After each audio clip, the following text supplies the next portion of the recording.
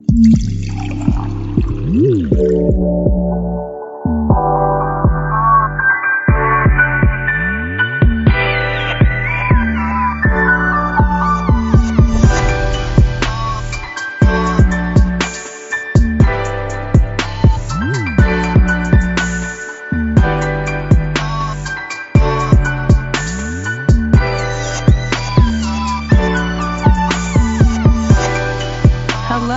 and welcome to the Mocha Minutes podcast. I'm Stephanie.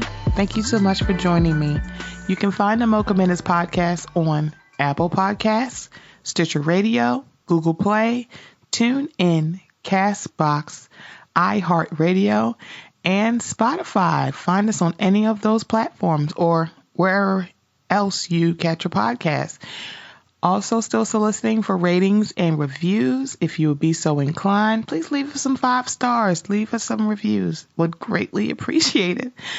Also, you can find me on Instagram, Facebook, and Twitter at Mocha Minutes on all 3 of those platforms. If you want to shoot me an email, give me some feedback. Other than on those 3 places, you can email me at mochaminutes@gmail.com.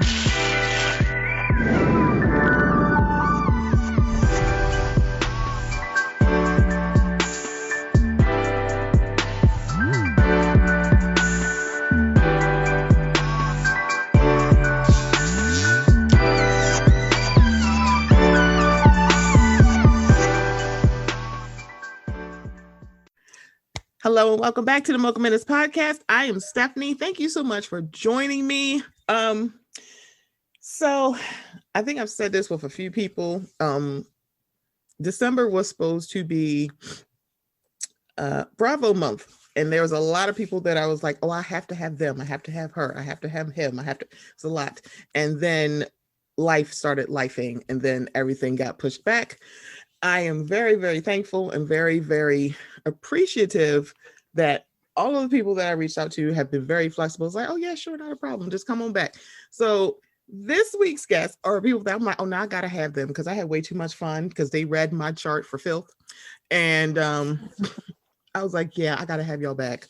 Because then I figured out literally, I did not understand the rising and the moon and the ascending. And I was like, I don't know what any of this means. And I spent like an hour with y'all. I was like, oh. And then when I listened to it, I was like, yeah, that explains why I get along with certain people.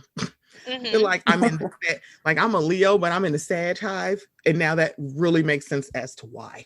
Like, okay. Yes. I usually get along with a lot of Sagittariuses. Most importantly, December ones. It's like, I don't know why that is, but here we are. But everyone, I have Jay and Jay from Housewives on display with their new artwork. I was like, well, okay, let me step myself up. Like, you rhyme like Dr. Seuss on them. I was like, whew. I'm like, damn. I'm like, I got to get down to the paint. I got to make some money so I can get me some new artwork. I'm like, sheesh. Like, whew, let me go. Yes. We definitely rebranded really quickly. Clearly, I was like, damn, I love this. This kind of sexy. Don't put it, that's it.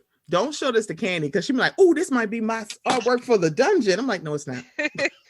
Let her see it so we can sue her and take all her money.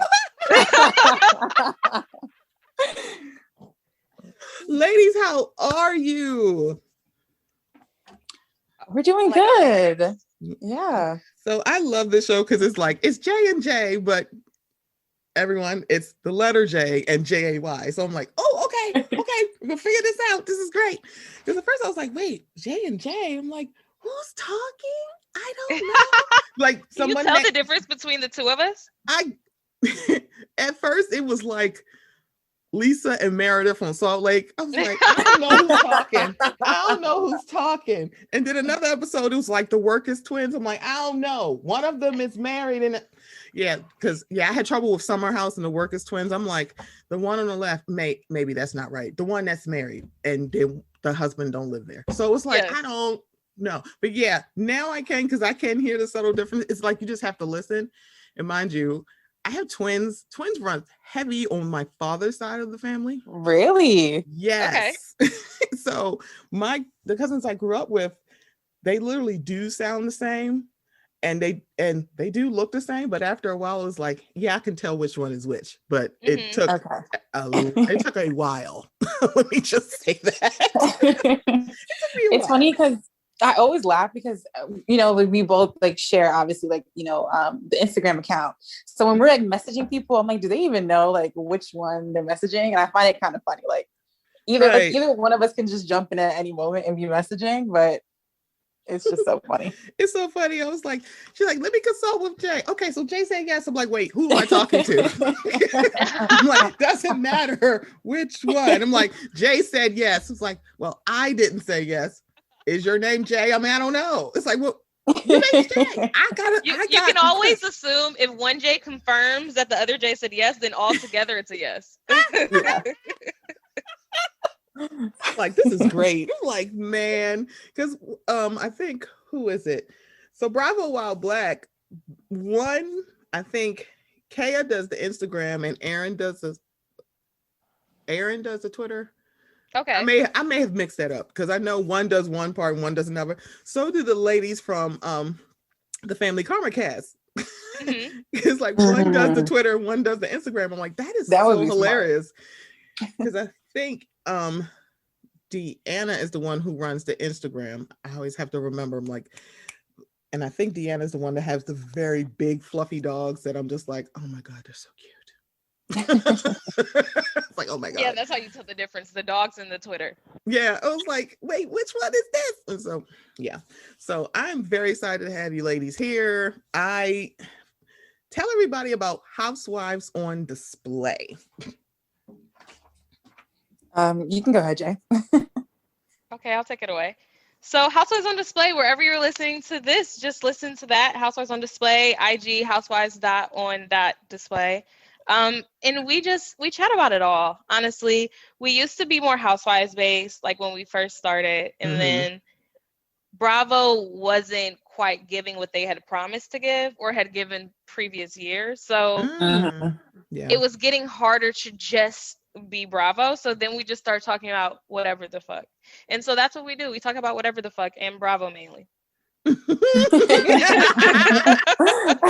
you do. And I was like, ooh, so how did the astrology part come in? Because I think that's something that your show does very, very well, to like tie in astrology, especially because when we think of astrology, they're like, yeah, we act like Black people don't understand it. I mean, I just literally said a few minutes ago I didn't, but that doesn't mean there aren't Black people who understand it. Like, yeah, they're like, but you just said, I'm talking about Stephanie. I'm not talking about Black people as a collective. There are a lot of, especially Black women I've noticed that are very much versed in astrology. So was that a conscious choice for you to have that on your show? Because I think that ties into like, oh, this is why I like that housewife. Oh, this is why I don't like this housewife. Also, right. There's some Leos. I'm like, damn it. Well, we were both always kind of obsessed with astrology, or maybe not obsessed, but interested. And then that was like one of the things that we kind of bonded over, like when we met in college, and we had it on like our bio, like in our tagline. And we talked about it on the show, but I think there was one episode in particular where Jay used it to introduce a guest. And then from there, we were just like, okay, like we should, at least whenever we have a guest, like we really try to incorporate that portion because people seem to be interested in it. People seem to like it, and people seem to like feel like they're learning something from it. So like, why not? And then like, obviously sporadically throughout the episodes, we also kind of bring up, we'll be like, oh, she's such a Virgo, or like she's, you know what I mean? Like we'll just throw that out there. Yeah. I have to say I love it. I'm like, oh, but it's such a good icebreaker too, because like who doesn't want to hear about themselves? I mean, we're all narcissists like that. Right. So like to like dissect someone and tell them like who they are, and kind of that gives the best introduction to me. Like what better way to know somebody than to know their top 3 in their chart and talk about it a little bit. Right. Absolutely. Because I was like, oh, I feel so seen. Because one of my really good friends is Cook. She hosts a highly inappropriate podcast. She is a December Sag. And I'm like, yeah, this makes so much sense. Probably get along so well.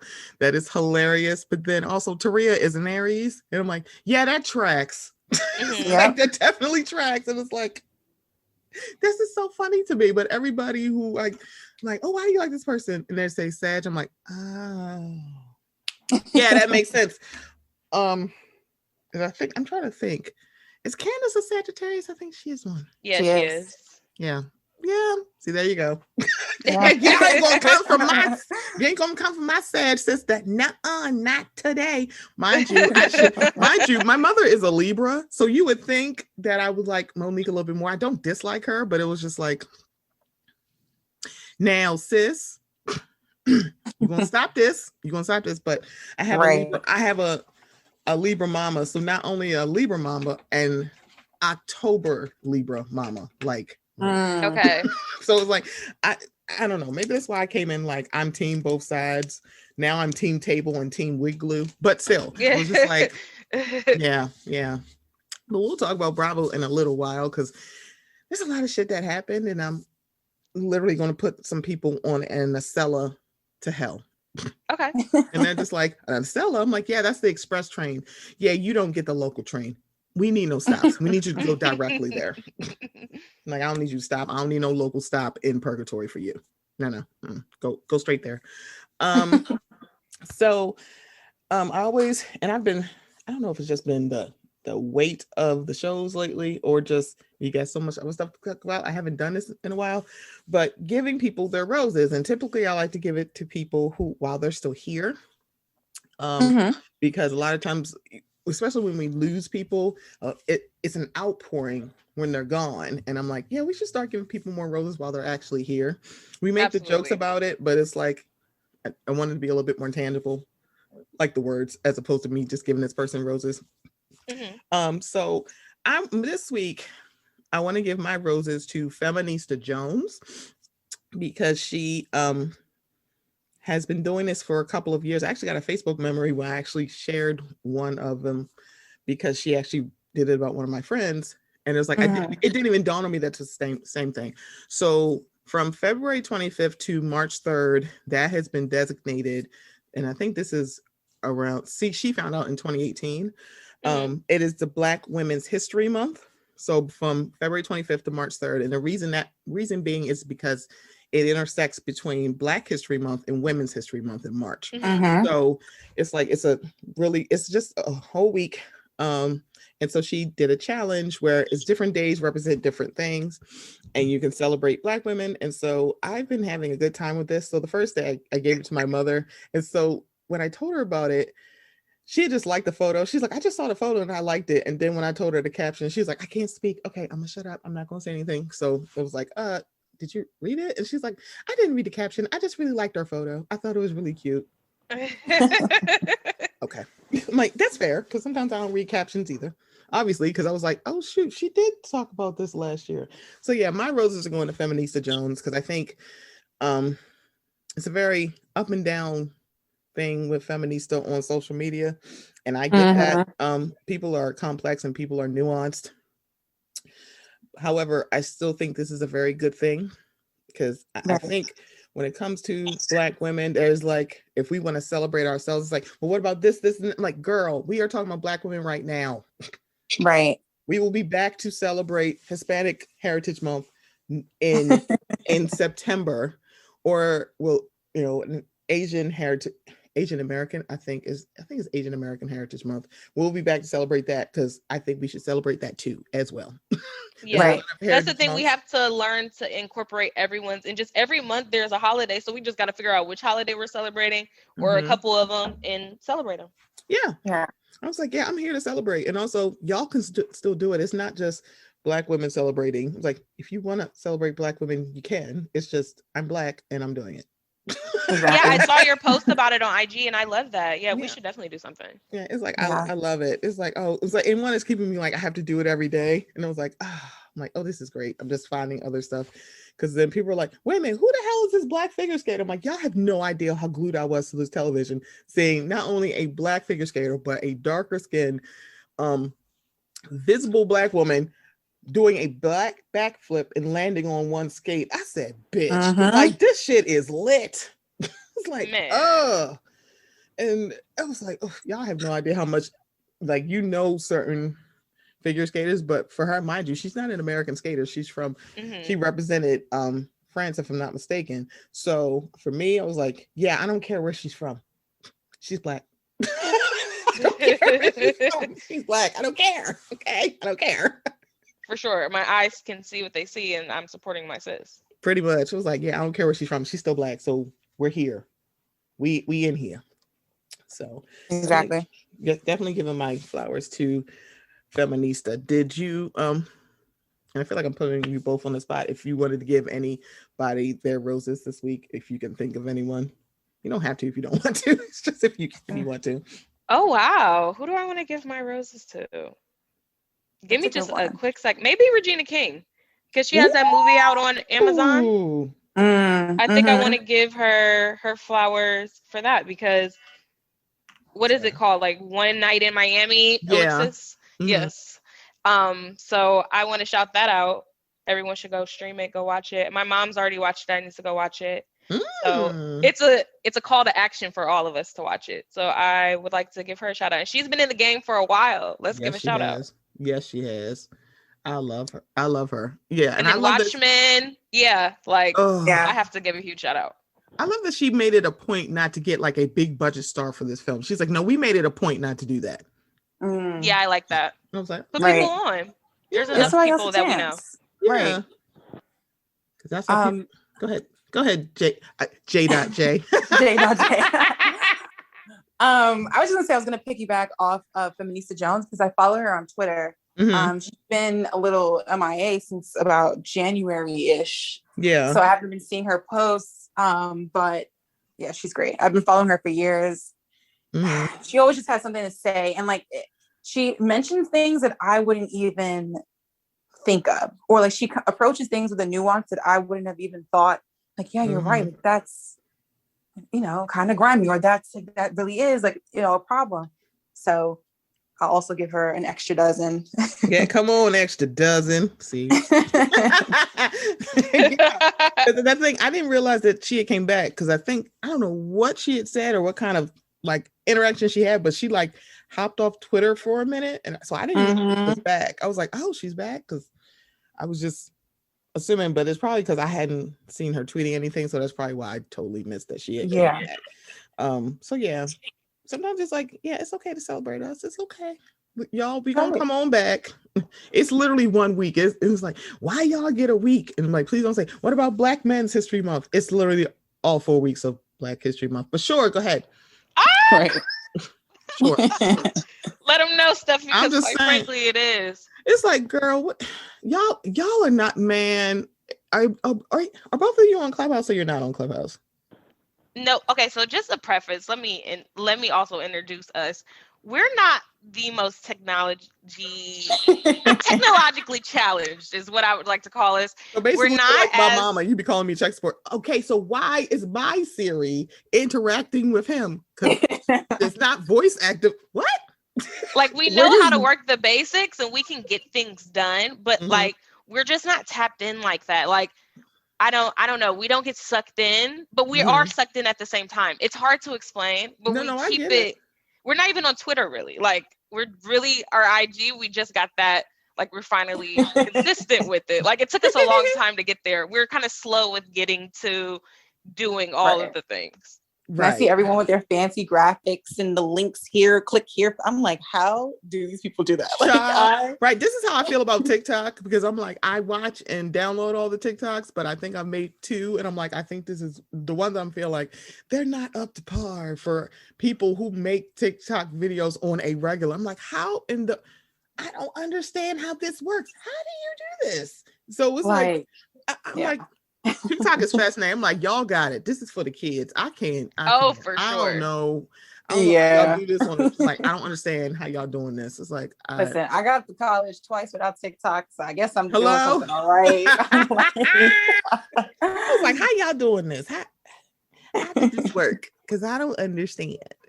Yeah. So let's start low key. Something kind of light, because Lord have mercy. But for now, I don't usually go up for a lot of shows. Well, actually, that's a lie. I do. But I when it's interesting when shows debut and you're like, oh, let me see what this is talking about. I sound like Jamel Hill. Let me see what this is talking about. I'm like, girl, what you talking about? You are like 40 some years old. Get on my face. Anyway, a show on ABC. Well, actually, no, it's Freeform now. I still call it ABC Family because I'm old. This song called "Everything's Gonna Be Okay." So it came out last year. Is about a man who his dad passed away and he had two younger kids. One of them is on the spectrum, and he had to like move in with them and take care of them. And he was their guardian. He has a really cute boyfriend, or he was dating a guy that became a boyfriend. So it's like watching their hijinks ensue. So I love this because the girl who plays the character has Asperger's, and they got a actual actress who was on the spectrum. So I think she has Asperger's. Her name is Kayla Cromer. And so I love that. Yeah, it's like I'm like, oh good, because I think a lot of times people are like, it's just an acting job and anybody can do it. I'm like, see, no, it's like putting a white person in blackface and being like, that's a black person. Like, no, like if a person is going to have that characteristic, they should really have it. Doing this right. And then to have them like kind of, for lack of like a better term, like act out the mannerisms of people that have disabilities also. I'm like, that's not okay. Like, it's like we all see those movies. Like I really do like the movie I Am Sam, but Sean Penn is not. I was like, and I love that movie. I really do, because I like the music, and I like Michelle Pfeiffer. I'm not exactly sure why she's one of my top 5 favorite white women, but she is. Oh, okay, I like that. I like that claim. I'm not mad at that. Yeah, it's like cool. Like gotta put her on my list. I'm like, yeah, because that's and I love like, radio too. That makes me think of that too. Right? Yeah. And they're like, see, y'all. So we have these things, but now that we've gotten to a point where, because that's what happened with Sia's movie. I think she is up for a Golden Globe tonight, but it's really interesting, the whispers and not the yells about how problematic it is that she had Maddie Ziegler doing mannerisms of someone on the spectrum. And I'm like, ma'am, you don't understand how problematic it is. And she has apologized, but she didn't pull the movie. Of course not. Like, so it's like, and then people were like, and it got nominated for a Golden Globe, and you're like, so crazy. I feel like y'all should not do this. I shouldn't be celebrating this, because like it's 2021. It's not 1997. Yeah. I mean, Hollywood just has like a problematic history with that in general. Like 2 movies that come to mind: What's Eating Gilbert Grape and Forrest Gump. Like those are 2 movies where the main character, has a disability of some sort. And it's played by an actor who clearly does not have said disability. Yeah. So because Leo definitely got nominated for a lot. And it's like it's not the and you have to ask the question: is it because he's a really good actor, or is it because we really feel for this kind of representation? I'm like, I think it's more of the latter of it's like it. Well, I'm sorry, the former. Sure. I think it's like he's a really good actor. I think that's it. But also, I like the movie The Other Sister, and I'm like, you had not one person but 2 people playing delayed people. So it was like, okay, so this is double wrong on here, but I actually like the movie. Diane Keaton used to be on my top 5 list until she started like talking out the side of her neck about Woody Allen. I'm like, so shut the hell up. Yeah, oh yeah, she definitely was supportive, because remember, she was in Annie Hall, and that's one of his movies. And so she kind of stuck up for him in this roundabout way. I was like, yeah, so Diane's off. Diane. I was like, y'all are still doing this? I'm like, and this was maybe like 2 or 3 years ago. It may be longer, because time is a social construct in the peplum. So I don't know. It could have been last year, who knows? But it's like, I'm like 17 years ago. You mean in 2000? Yeah.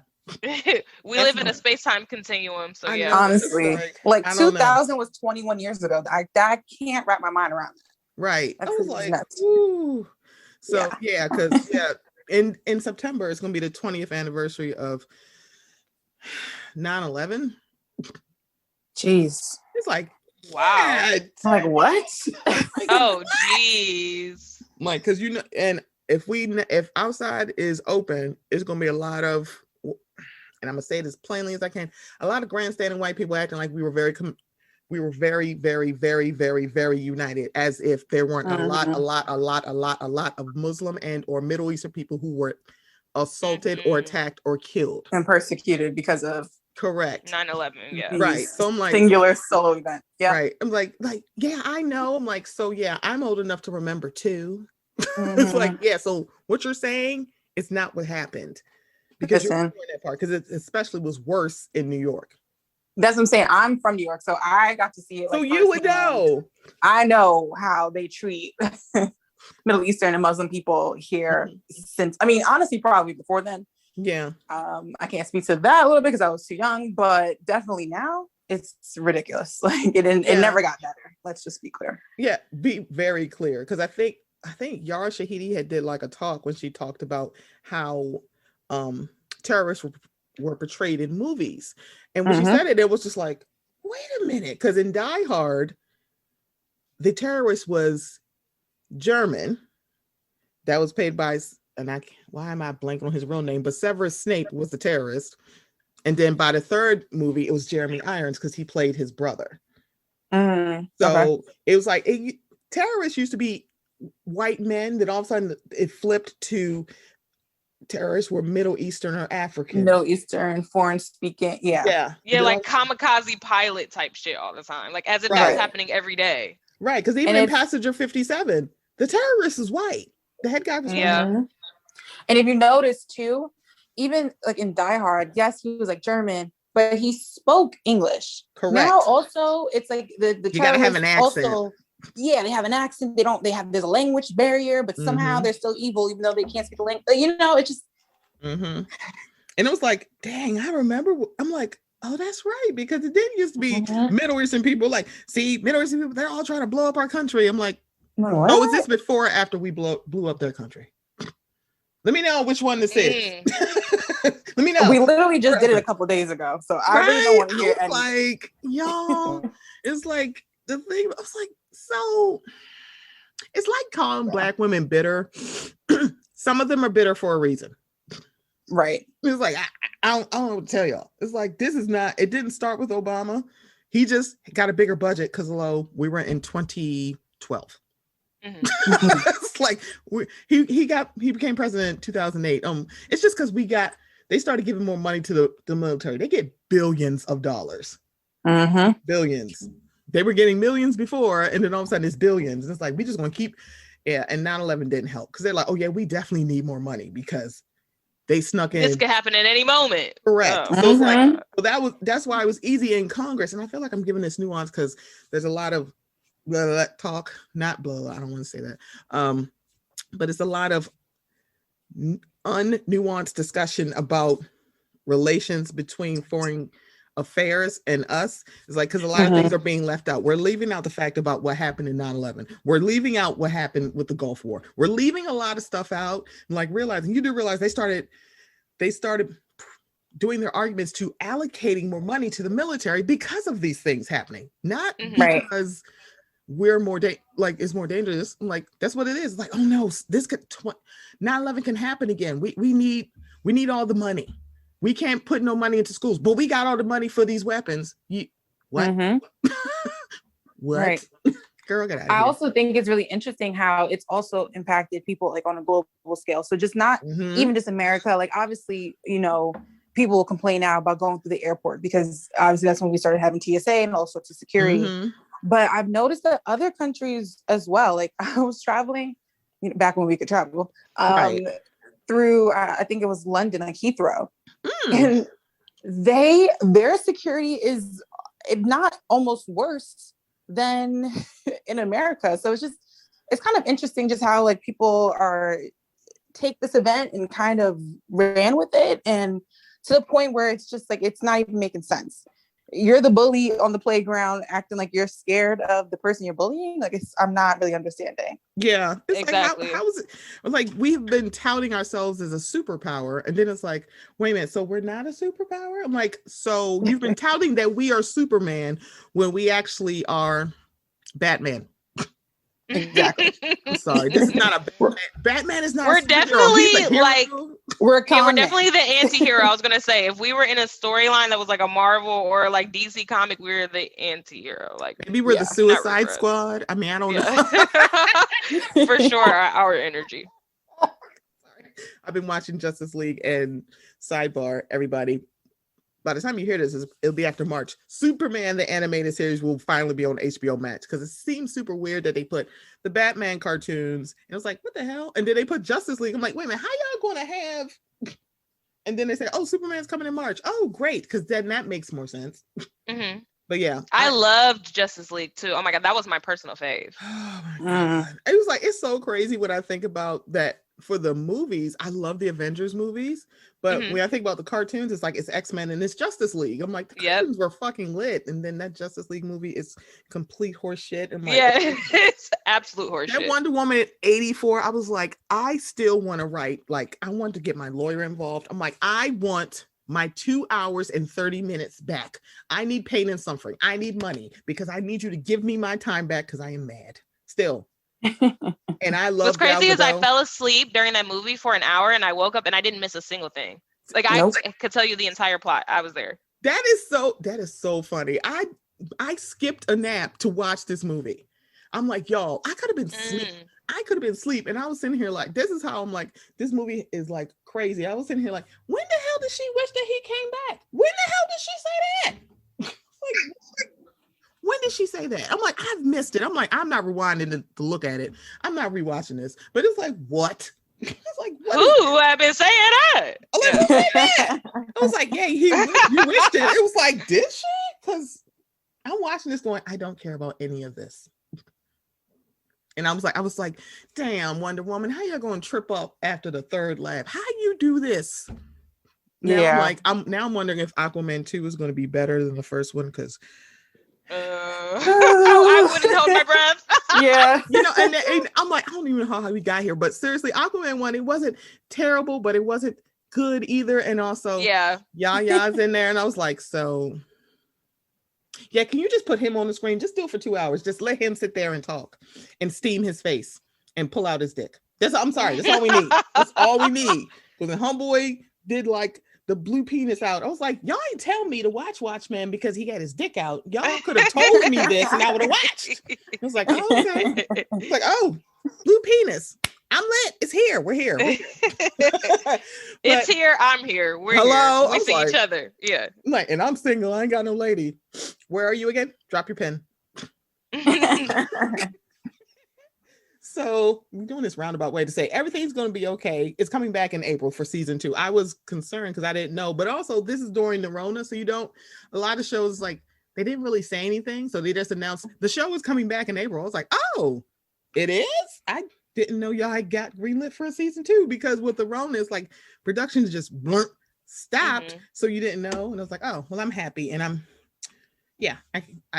definitely recommend that show. Everything's going to be okay on Freeform, aka ABC Family, aka the channel used to show Harry Potter movies, but now they're all on Peacock, and I'm still not watching them because fuck J.K. Rowling. I actually watched the trailer because I saw it in the show notes, and I was like, okay, let me just see what's happening. And it seemed like a very delightful, like heartfelt show. Like I'm not, like I got a good energy off of it. It seemed very like positive, but also like it can. I mean, I could see some tears being shed, but it seems like a rewarding show.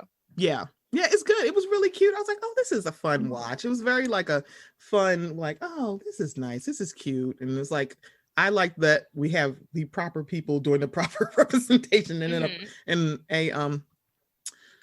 a show. So I'm all here for it. So I definitely suggest it. So the second thing in low key is that so D'Angelo had a Verzuz, but it said D'Angelo and Friends, and that was all sorts of confusion. But then Redman came out. It's like, oh. In a mask, because he was like, fuck y'all, I'm not getting sick. And Method Man, which,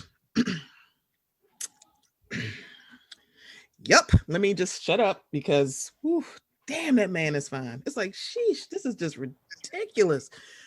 Whew. And also Her came out. And yes. I need to know if we can start a petition for her to re-record Best Part with D'Angelo, because I'm like, yeah, that's the song that we need. We need this version. This is the version that we need. Yeah, get that, Mr. Y'all can cancel me. We're like, okay, bet. It's like, all right, you don't want money. That's fine. You don't want coins. You don't want a bag. We can just cancel it. I can't believe y'all canceled me. We did exactly what you said. Wait, they should just do like a Tyrone, how it's live. Why don't they just take the Verzuz version and just make it a single? I think they should, because for everybody who because what it was supposed to start at 8, that's what it said. Homeboy didn't come out there till 10, and everybody's like, when the hell is this starting? I'm like, but then he's a fucking diva. Right, the DJ, y'all know better. The DJ was just paying. I'm like, well, the music is hot. I mean, but you know, D-Night's been doing this since the beginning of the pandemic, so it's like we know DJs work fucking hard, but we're like, start. I was like, look, I don't see nobody. I kept leaving. I was like, I don't know when the hell this is starting, but I'm like, oh wait, I like this song. Oh, okay. And her just, it's something about her that I like her music. I like her voice. So I'm waiting for that. So if you go to like the titles and the Spotify's and the Apple Music, they typically have the playlist. For title, they typically go in order of the way it goes down on the verses. So they just have the songs. I do agree with you, Jay. I'm like, yeah, can y'all just do a live version with D'Angelo? Because I was like, it even feels different when I hear him doing it. It was beautiful. I was like, oof, this is the wedding song I want. Okay, this is our first dance song. It's Best Part. The D'Angelo version. There is no D'Angelo version. Find it, record it. Pre-recorded and play it at my wedding. Like, don't make me find it. I'm like, I'm about to find it and put it on my Instagram. Like, see, this is my song and this is what I need. So there's a little bit of a plot twist, and I didn't realize this was going on. I was like, because everybody's like, why is he not battling anybody? So according to Swiss Beats, because apparently Swiss and Timbaland, who started this whole thing, I don't know when I don't know if it's a full day after or maybe a couple hours after. During their live, Swiss Beats said that D'Angelo was actually supposed to battle Maxwell, and it was supposed to happen on Valentine's Day. And I was like, huh. Now that would have been very interesting. What happened? Like, So they couldn't get it together, but D'Angelo still wanted to do it. And it was like, oh, so he just came out there by himself, and it was like, oh. So according to Swiss, which is still hilarious, it's still hilarious when I think about it. It's like, wow. So Swiss said that didn't work out. The fact that D'Angelo was still ready to go and motivated, we had to celebrate him no matter who was on stage with him. We had to celebrate that king because, as you can see, those songs that he played tonight, man, that's real music. Oh, it must have been right after the verses. That's real music, and this is celebrational stage. I think he meant, I don't know who transcribed this. I think they meant celebration on stage and not celebration on stage. Like, celebrational. Like, celebrational stage, celebration on stage. I don't see, this is what happens when you let people try to figure out what they said. I'm like, I could have told you what he said, but anyway. And we couldn't play around. We had to let him get his garden. We had to let him get his garden. I don't know what the hell that is, because he showed up and showed out. That man pulled up to Verzuz 3 hours early. D'Angelo was the earliest in Verzuz history tonight, so don't get him showing up at the time he did, an hour after the show was scheduled to start, mixed up with the pre-show, which was by DJ Scratch. So you're acting like we knew it was a pre-show. You said it started at 8. It's like, you didn't say pre-show at 8, actual show at 9. Maybe y'all should use more words in your, no? Like, has anybody else had a pre-show? It's like, where's the organization? Right. You showed up early to school to talk to your friends, but still came to your first period late. You late. That's right. It's like, I've been here since 6:30, but you've been down in the band room for like 3 hours. Okay. The band room. It's like, you still been down there. What the hell is wrong with you? I'm like, he's still late, bitch. So why didn't you just tell people it was a pre-show? And also to watch a lot of people going through it. One is people are really going in on Lena Waithe. I mean, I think it's fucking hilarious because they pulled up all the screenshot of her tweet her stuff, her comments, and I'm like, one, I'm like you now at the technology. How the fuck did y'all do that? Exactly. What the fuck? Yeah, and it was like different screenshots. I'm like, goddamn, but it was like, So they're like, what the hell is wrong with Lena Waithe? I'm like, excuse me.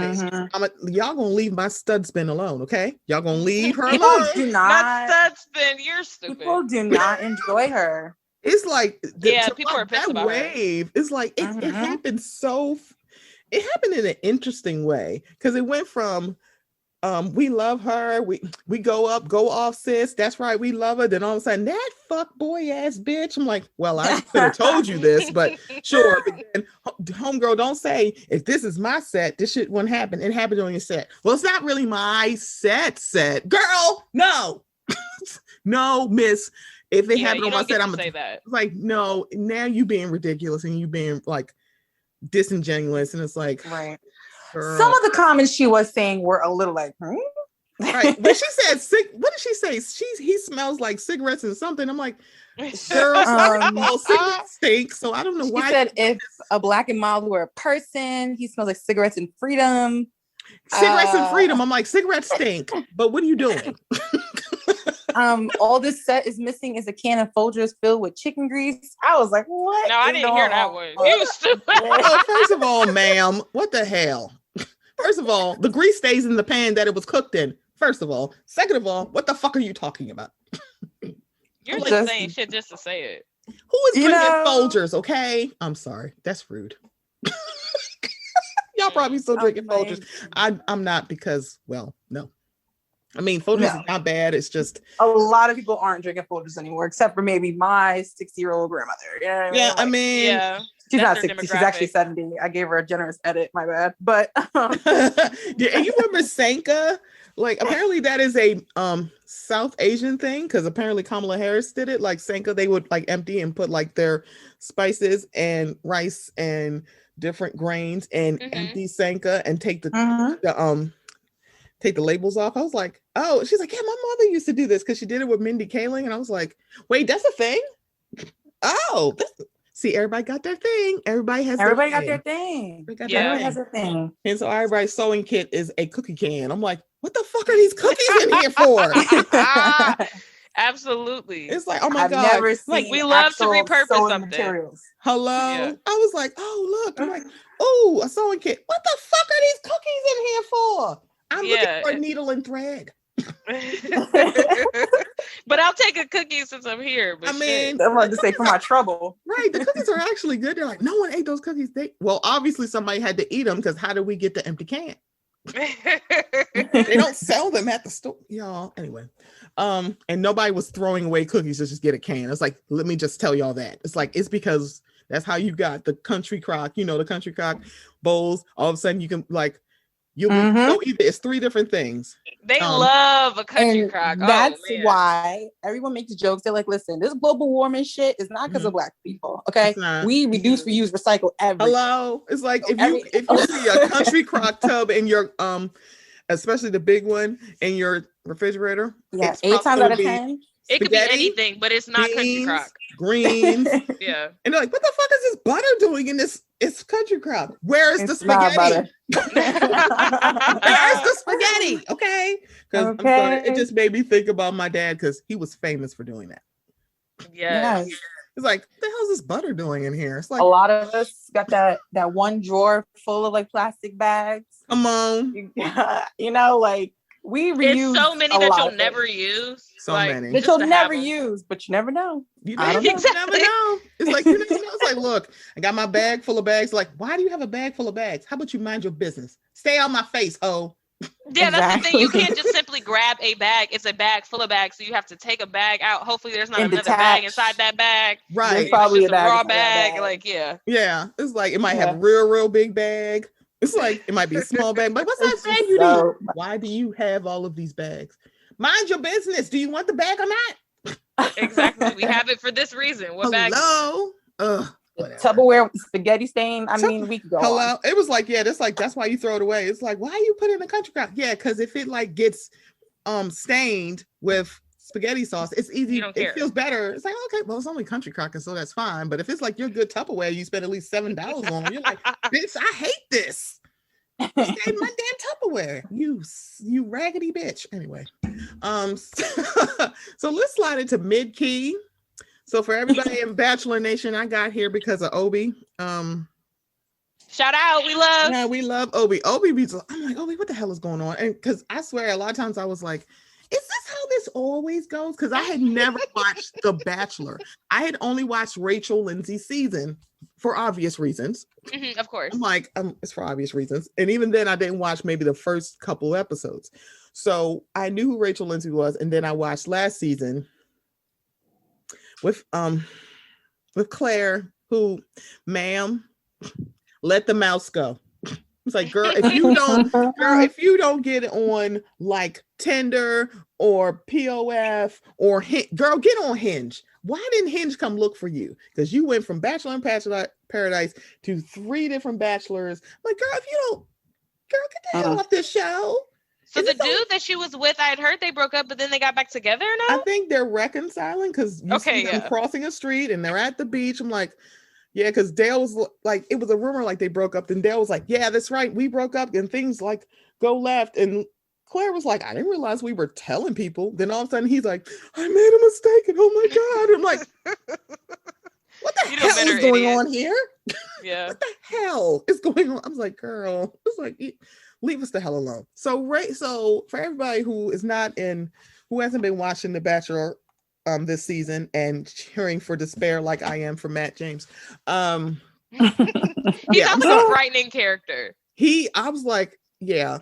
I started off because I told Kendrick, I'm like, yeah, I wish nothing but despair for him. No love. You're like every black and non-white woman here. Nope. You can't end up with him. No, no, you're too pretty. Because I'm still trying to hook up Chelsea. She is a beautiful black woman. She had like natural hair and it was like a low cut. I'm like, she is stunning. I'm trying to find a way that she can date Riley from last season. I'm like, I feel like them two need to be together. I'm like, I feel like these two pretty black people, they need to be together. It's like, yeah, no black and South Asian, non-white, I don't care. No, he deserves nothing good for him. Despair. And everybody's laughing. I'm like, I'm somewhat joking, but I'm dead serious. I'm like, yeah, what you're not going to do is have this, y'all been telling this black bachelor, and then he get up there and say, I'm biracial, bitch, fuck you.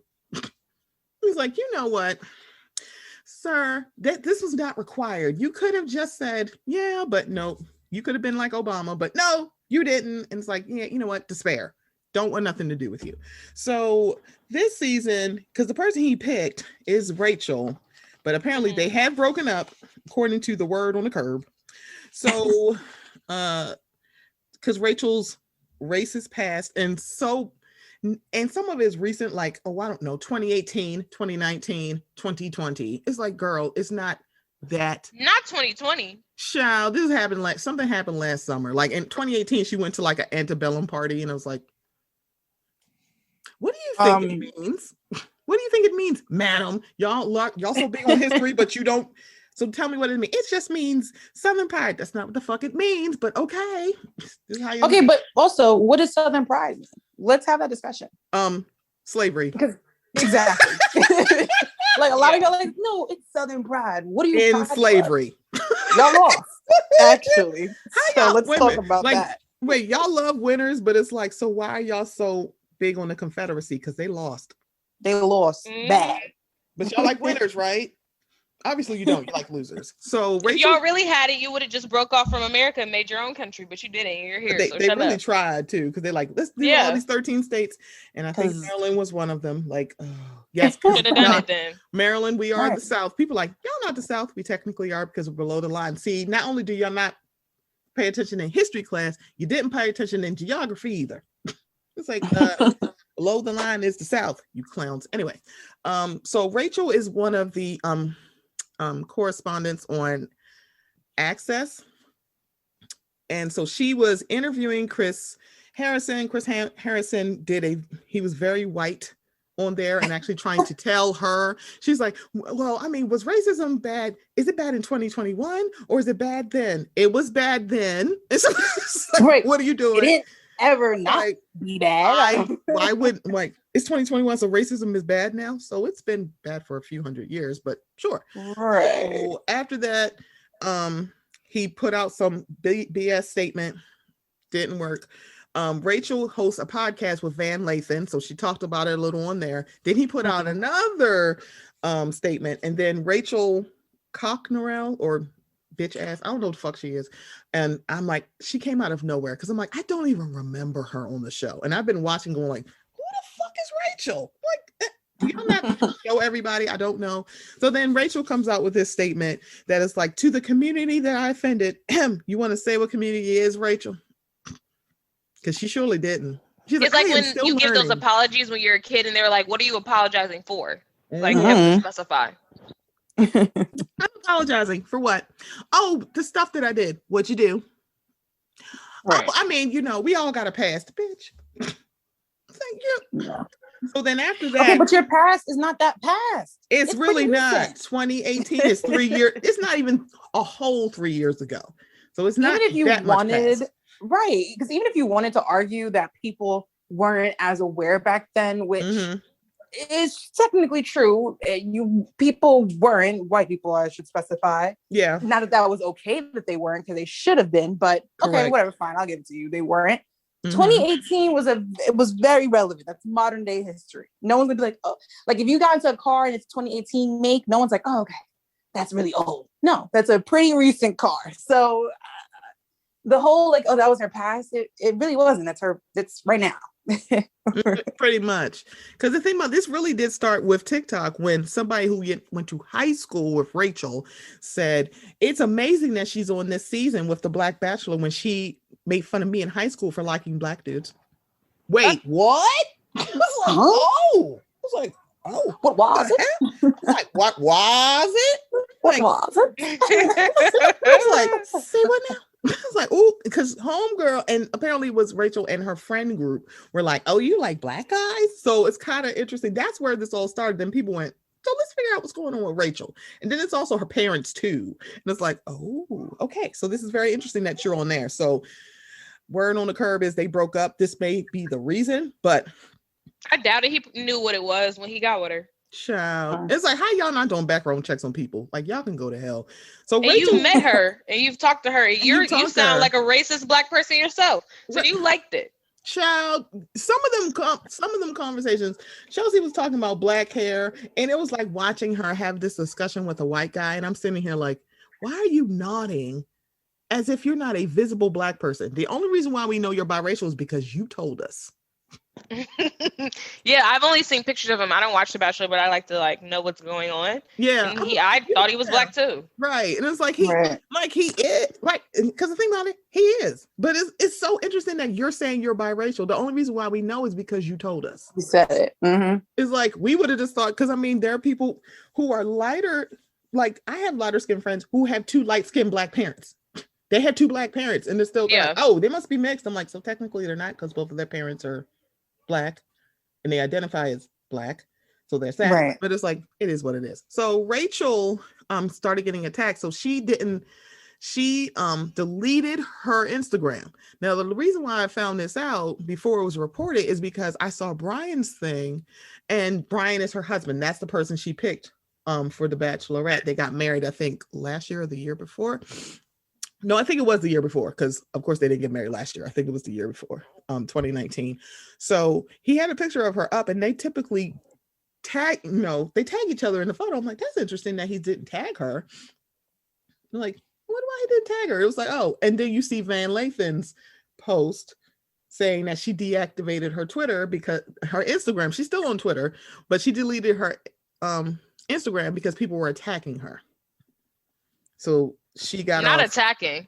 It was like, why are y'all attacking her? So you're attacking her because Rachel on this season was being an asshole, because what Rachel has been saying, because after that interview, because she won the first apology she gave, that Chris Harrison gave, she said that's complete bullshit, because she's like, I feel some sort of way about this. But then she also said on her I don't know if it was on the show or she said it just in another interview, but she said once her contract is up with Bachelor Nation, she's like, I'm good, I'm done with them, because she's like, she keeps seeing stuff, and because she's the black bachelorette, they keep asking her stuff, and y'all just want her to. She's not Matt James, y'all. She's not Matt James. She is a visible black woman. She is a black woman. She's been like that since she was on the show, because that was the thing I like about Rachel. She's very like, I'm a black woman and I'm going to be black all day.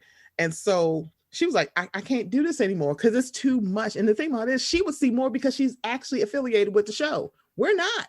So she's like, I keep seeing this shit and I have a really big problem with this. So it's been like people from her season have come out. I think people from last season, a couple of people from this season. But interestingly enough, you ain't heard jack shit from Bachelor Nation or Chris Harrison about this. They ain't said shit. And I have a big problem with that. It's like, you want to let her rot.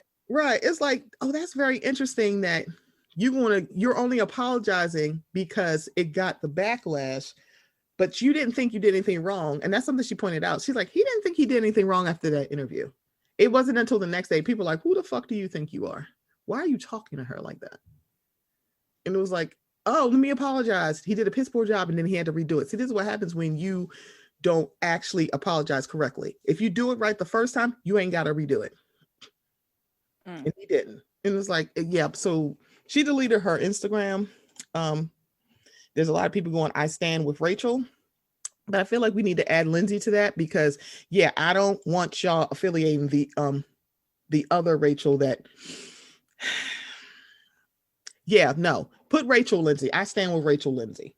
If you want to say you want to stand with a Rachel, put her whole goddamn name because there's a Rachel on this season. So yeah, put her whole name because what's happening to Rachel is complete bullshit. And she's just like, y'all, because y'all keep tapping her to do shit. Because the only reason why she was talking to Chris Harrison is because Rachel used to be the Bachelorette. It's like, yeah, you could have let Billy Bush, because, you know, he's back. Y'all could have let Billy Bush talk to his ass. And I have a feeling that it probably would have been around the same conversation from Chris, but probably not a lot of pushback from Billy Bush. But that's neither here nor there.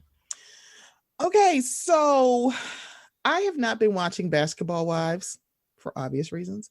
And I have been watching recaps from. No, Stephanie, me same. Like, I just like to watch recaps so I know what's going on and stuff, but I don't actually watch some of the shows. Yeah. Most of the shows, honestly. Because I used to be a Basketball Wives watcher. After last season, I'm like, y'all playing in my face. So I've been watching the recaps from Erica De Niro, Rodney the Voice, and the Brooke Ashley.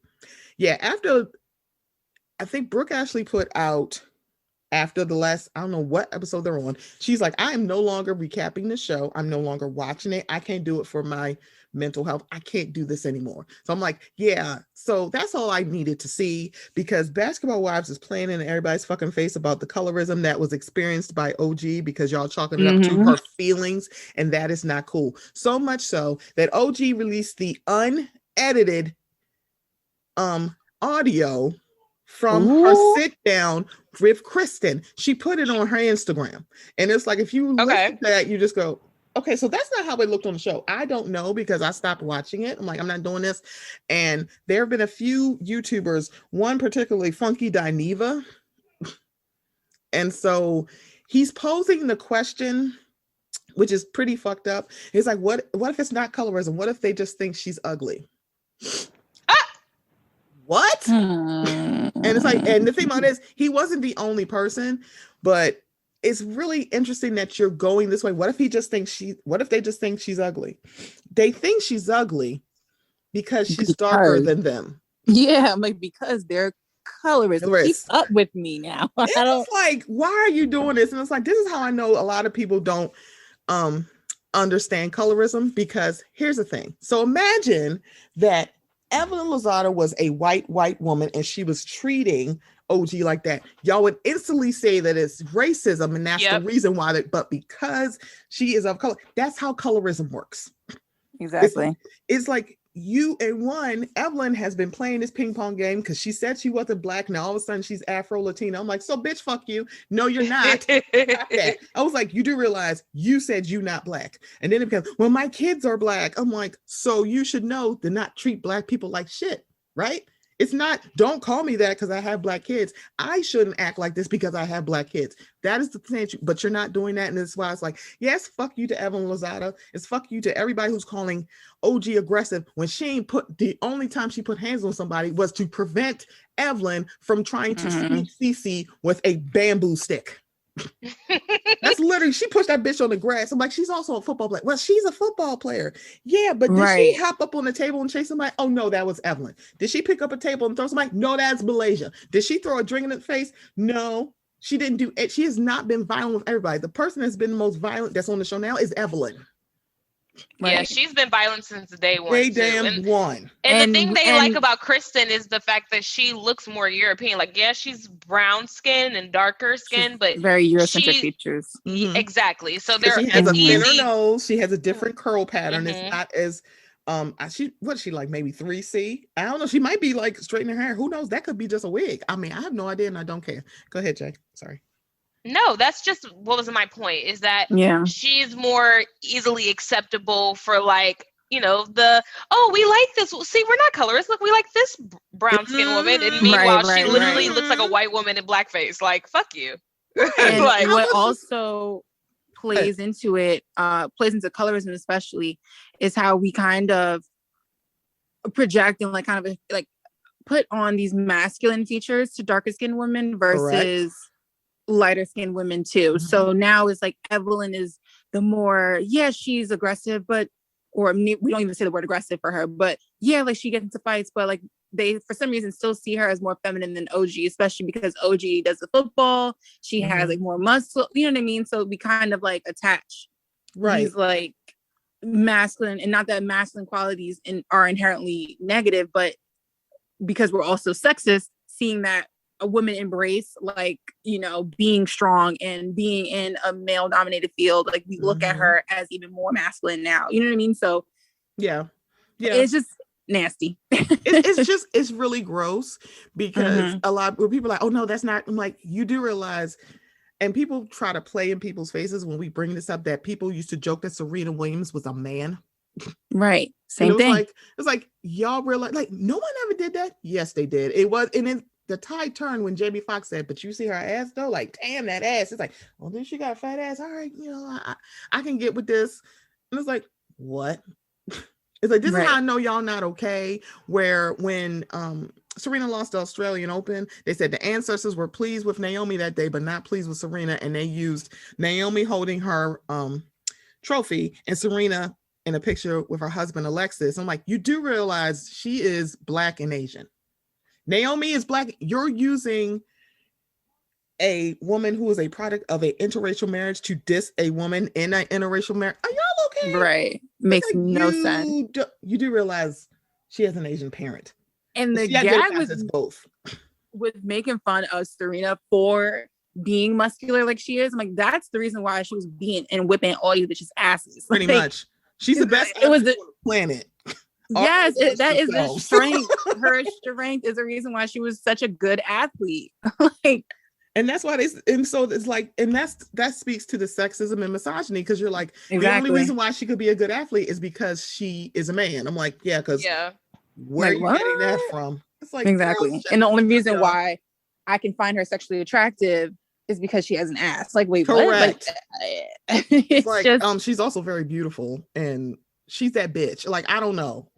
It's like, what is wrong with y'all? Basketball wives can go. I'm being completely frank. And shout out to CC. I can't believe it came out this season, honestly. Sorry. I was like, no, you're fine. Because I didn't think it was coming back. When they announced it, I was like, ugh. And it was like, to see Tammy and CC, they both were like, what the fuck? And I'm glad Tammy was like, you are not blind. You are not going crazy. And I like, no, you did experience that. So I'm glad Tammy was in our corner, even though Tammy's not on. Tammy is Gold Star reality star. If y'all don't know, she was on Real World season 2 for everybody. Oh yeah. Everybody's like, what? Like, girl, she is not new to this, okay? She's like, true to it, never knew to it. True to child, come on. So the fact that they're like, and then I think also Royce came out when, girl, she don't talk about Basketball Wives at all. She does not talk about it. Like, never. Those women were they love, talk about the word bully. That's the word we don't use often enough on that show. Like, they love to pick at one person, Evelyn leading the charge, all of them behind her, tried to kill somebody. Like, that's always what they're in the mood to do. So when they were trying to go after Royce, it was terrible. Correct. And it's not dawn, and it should dawn on y'all that she was the darkest person on that cast. And she's not all that dark at all. I'm not saying that, but she was the darkest person. And she was somewhat young, and they was just like, they were picking on her. They also did it to Gloria Govan. I thought it was Govan, but she's saying Govan, and I'm like, okay. Oh, okay, of course. Oh, so there's this guy my dad knows. His name is James, but he goes by James now. So like, I get that. Absolutely not. I'm not calling you James. I'm calling you James. Okay, James. I know a Latrell, and she says it's Latrielle. I'm like, that's not okay. That's girl. All right, Lala, leave me alone. Oh, but the other thing about Royce is they really hated her because her baby daddy, unlike yours or you all's as a collective, was actual like paid. He was Dwight Howard. He was that dude. Like you're mad that she got all of that and she's supposed to be this hoe that was like a dancer. And how did she get that baby daddy? Meanwhile, your man plays overseas. So don't come for her. Like, yeah, because Dwight Howard is Dwight Howard, and I think it came out last year that he isn't really supportive of Royce's son, and she kind of put that out there. But that has nothing to do with basketball wise. It's like that just has to do with Dwight Howard being a horrible person. It's Dwight Howard being Dwight Howard. So that this can go. And I'm like, I'm definitely not watching this now. I love OG. I liked her last season because I was like, why are y'all treating her like this? And then it's like, oh, she's so aggressive. I'm like, I'm sorry, who did she hit? She didn't say, she didn't beat nobody up. She said, you lucky that I'm not putting my hands on you. You want to know why? Because she can't beat your ass. And she didn't. Evelyn's ass was actually, she'd been violent since day one, and y'all have never called her aggressive, ever. To a certain extent, they didn't really call Tammy aggressive, but not really. And for Jackie Christie to open her mouth about this, I'm like, ma'am, your darker skinned daughter would like a word. Because she'd be like, you treated me worse because I was darker. So please spare me.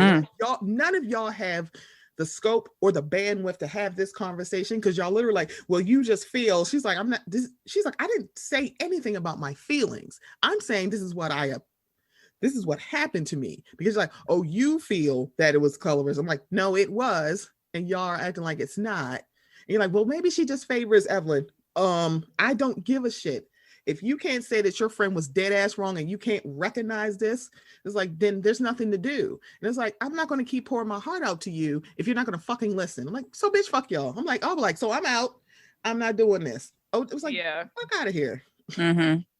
Yeah, I stopped watching when OG was, I don't know if that was like her first or second season, but I just stopped watching because it really, to me, became like so uncomfortable because one, obviously to me, I'm like, this is like blatant colorism, but it was just uncomfortable. They were just very mean girl toward her. Like even the way she dressed, they had a problem with it. Like, and listen, some people's fashions aren't the best. I get that. And everybody have a bad first season. Everybody. And everyone has a bad first season. You know what I mean? But there was just, I feel like it just, the way they were handling it was just super, just nasty. So it's just really whack. Just really whack. So all the love to OG.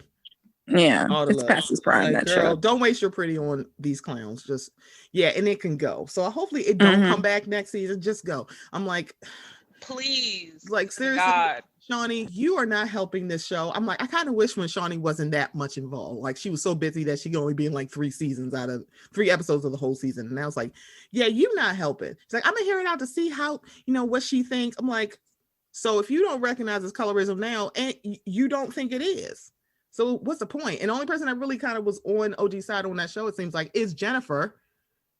She was like, no. Yeah, but that's only because Jennifer's excommunicated. If she was still friends with Evelyn, she would have been on Evelyn's side too.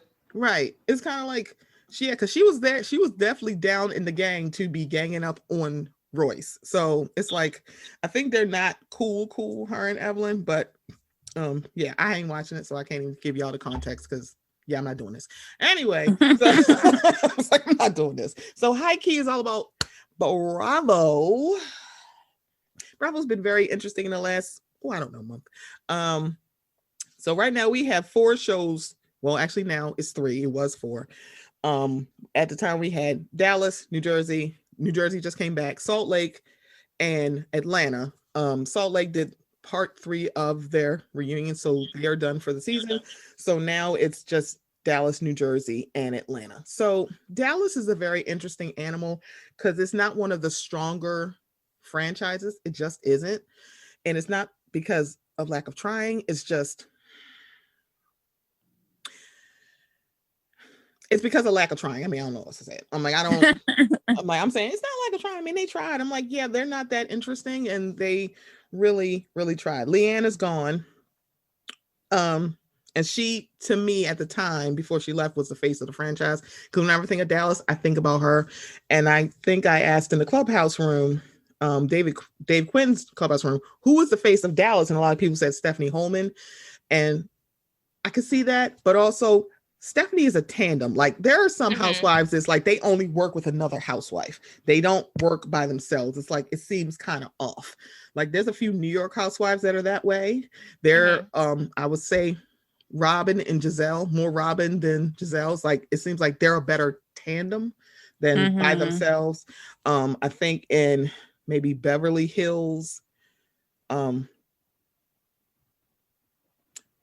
LVP and Kyle up until a point. Yeah, so it's like I mean, LVP could hold her own, but Kyle couldn't really. Yeah. It's like it would have to be Kyle and Kim, or Kyle and LVP, or Kyle and Teddy, which no.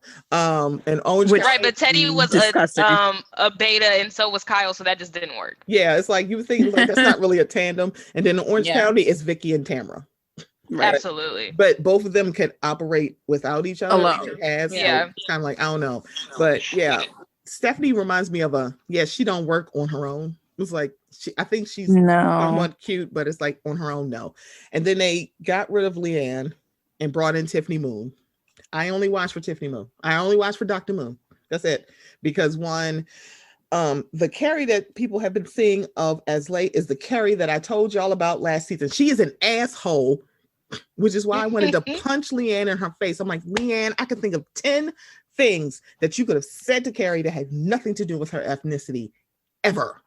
Yeah. It was like, girl, she's an asshole. And she demonstrated that when she said to Tiffany, well, I'm Mexican. She was like, and I'm Chinese. What's your point? It's like, alone. You can try it with them white ladies. Like, don't try this with Tiffany. She's like, what the fuck? I just told y'all that I came here not speaking English, and you want to talk to me about, girl, fuck you.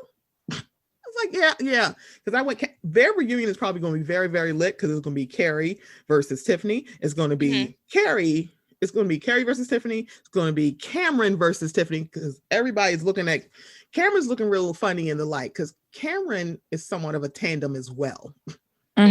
Cameron don't work unless, because it was like when she was with Leanne, it works. And now it's her and Carrie. And I'm like, so basically it's like, I hate that tandem, because both of y'all are assholes to Tiffany, and y'all being microaggressive, and it's so ridiculous. And also Deandra's about to get the good at it, because I didn't like her last season. And I'm like, yeah, I got my eyes on Deandra, because she's like, what the hell is your problem?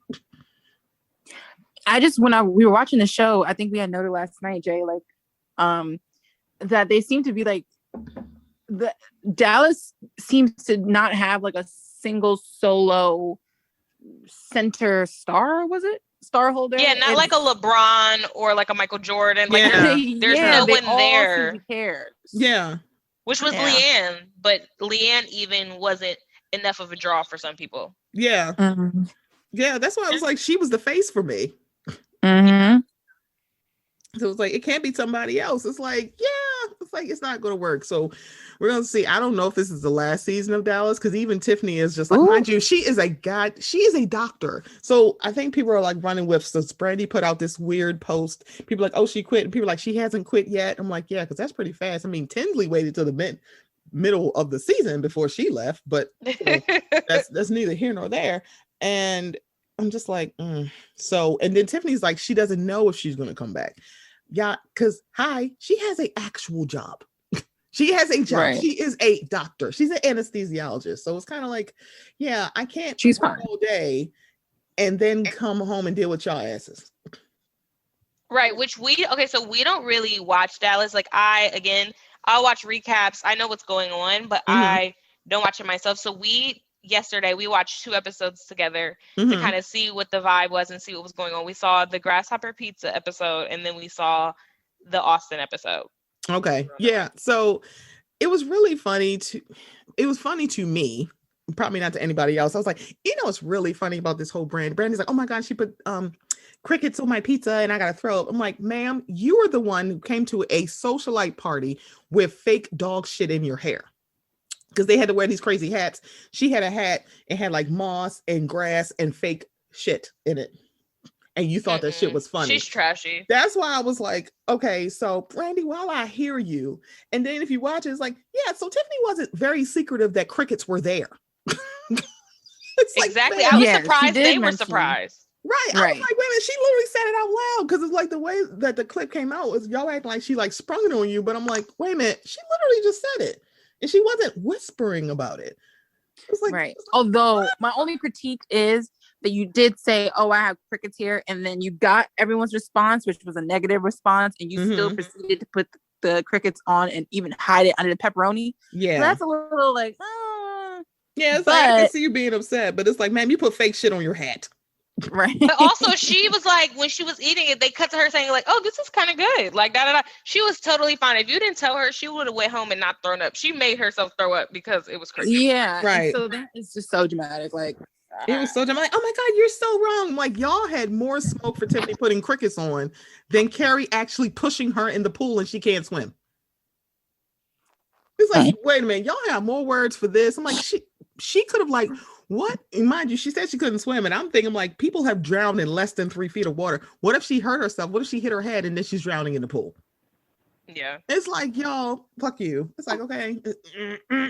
I just want Tiffany to dig in Carrie's ass. I am going to pop popcorn and I'm going to drink some wine while I watch her digging her ass, because I know that's what's about to happen. Because it's also going to be Deandra versus Carrie at that reunion. I can already see it based on the way that Deandra is tweeting. She's like, oh, yeah, they're going to dig in that ass. I can't wait. This is going to be great.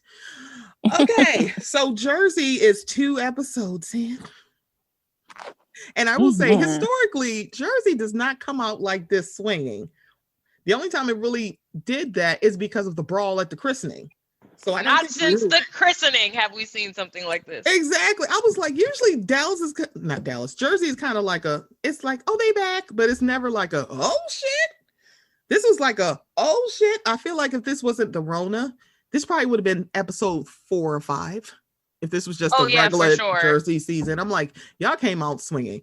So it's a lot of Jackie versus Teresa. We brought in Gia into this. And I was like, so Teresa's full of shit.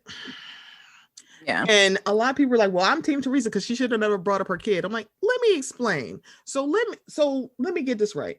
Some woman is spreading some rumor about your marriage at your husband's birthday party and you ain't going to want to flatten her ass. Get the fuck out of my face. And it's like, it was an analogy. It was like, I feel like she should have used what Kim D did to her last season as the analogy, but because Teresa ain't married, she's going, well, I'm not married. So, and it was like, so right. Like she wouldn't have heard it. So the fact that she was like, people were bringing up what happened with Marge last year when Danielle kept going lower and lower and lower. And she brought up like, you don't have a relationship with your kids or your grandkids. And Melissa's like, oh no, kids are off limit. Teresa, who kept doing it all season, was like, oh no, she has a point. I'm sorry, she has a what? Right. It was like, oh. So then Jackie's like, they're arguing. She's like, well, Jackie, if this is not true, you shouldn't get upset. Oh. So I heard that Gia was smoking coke. She was snorting coke in the bathroom.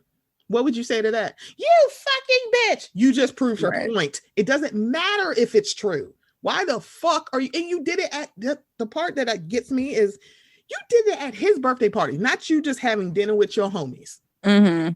You did it at his birthday party. And it's like, it went around. And went around telling everybody. And when Jennifer said, oh yeah, she told me that last year when went out one in ear and out the other. I'm like, so this is not the first time she's told this. Why are you doing that at his birthday party? And better yet, if you heard this, why didn't you come right to Jackie? Why are you telling everybody else? And you're acting like, one, Kim D did the same thing to you. And what did you do? You jumped in her face. So why are you acting so surprised that Jackie jumped in yours? That, oh my God. Go ahead. It's just to me, like, the people that are on Teresa's side are saying that they're not with Jackie because Jackie brought up Gia. And I understand where they're coming from. Would I have preferred Jackie to not have brought Gia up? Yeah. In the context of like doing illicit drugs? Yeah, I would have preferred if she hadn't. But the idea is that she was trying to get Teresa where Teresa got her. Mm-hmm. Jackie is to her husband as Teresa is to her kids. So Correct. I'm gonna use that analogy because that's what's going to fucking bother you the most. So, that is what it is. And then people are like, oh, well, Gia's a kid. I'm like, well, she's not really a kid. She's grown. She's in college. No one's necessarily believing that she's doing it anyway. And if she is, she's one of like thousands. I mean, she's in college. That's kind of what kids do. They get into things that they probably shouldn't. Right. Gia is no stranger to this media frenzy also. I mean, have you seen her fucking parents? Like, and she's been on TV for all her life, pretty much. Literally, since she was a little girl. Yeah. So it's like, I was also having a tough time with she's just a little girl thing. Cause I'm like, we got to give her a little bit more credit than that. Plus, she was the one that told Teresa that she needed to apologize anyway, which is true. So it's just. Right. It's like homegirl used to talk cash shit about Melissa when she was a kid. So why are y'all doing this? And then Gia had, I guess, came back to Twitter because of this. And she said, yeah, when you're on this show, you sign up for these kind of rumors. I was like, so first of all, no, they don't. It's like, where are you getting they signed up for this?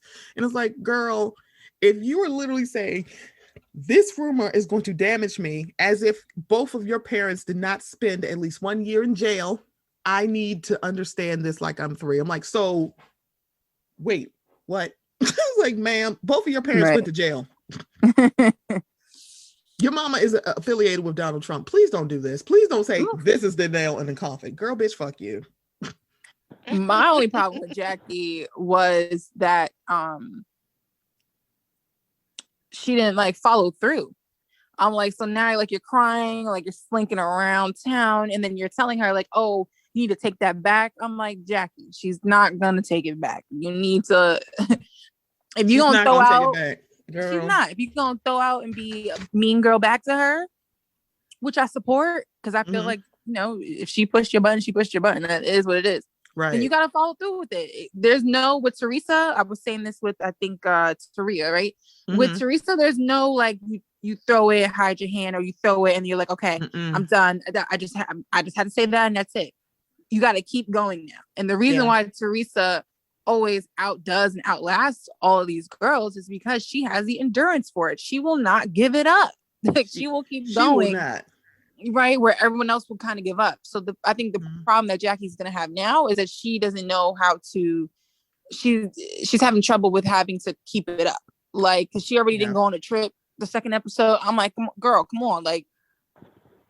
And she's been floundering since it really happened. Like, the moment she found out about it, her life has been in disarray. So I'm like, babe, you aren't cut out for these Olympic Games you're trying to sign up for. You failed the trial. With her either. You failed the trial. You have to go home. I'm just not happy with the way it's like, yeah, I'm mad at Teresa, of course. It's not great. I mean, I'm not a huge Tree fan anyway. I think I love to hate her. It's kind of where I stand with her. Yeah. So I'm not on her side that much, but at the same time, I do not like the Gia thing. Obi made a really good point. I wish she would have been able to think quick on her feet, but unfortunately Jackie was emotional, so she couldn't. Correct. But she should have said, once Teresa said like, oh, married guys hit on me, she'd be like, well, I heard that you're fucking married guys all around town and that you're a slut. Like, that could have, Teresa would have been mad if you said she was fucking married men all around town. But again, in the middle of you being upset and then crying and the crocodile tears and then sucking them back up and then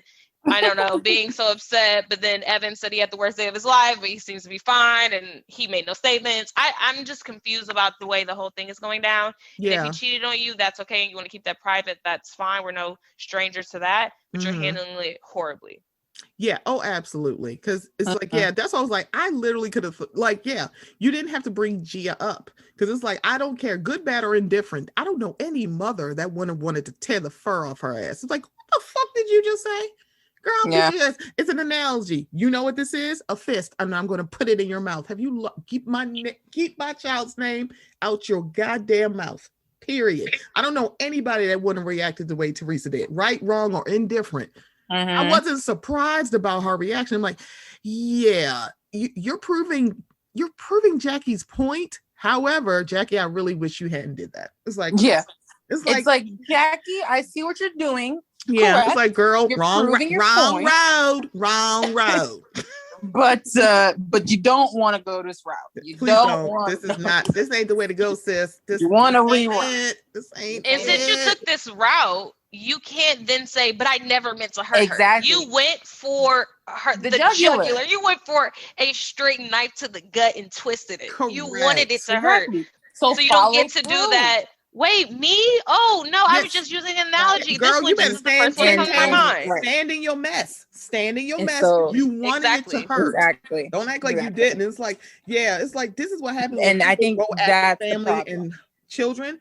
People are going to catch strays because Jamal caught a stray from Monique and now Gia is catching a stray from Jackie. I'm like, I ain't do shit. What the fuck is going on here? Mm-hmm.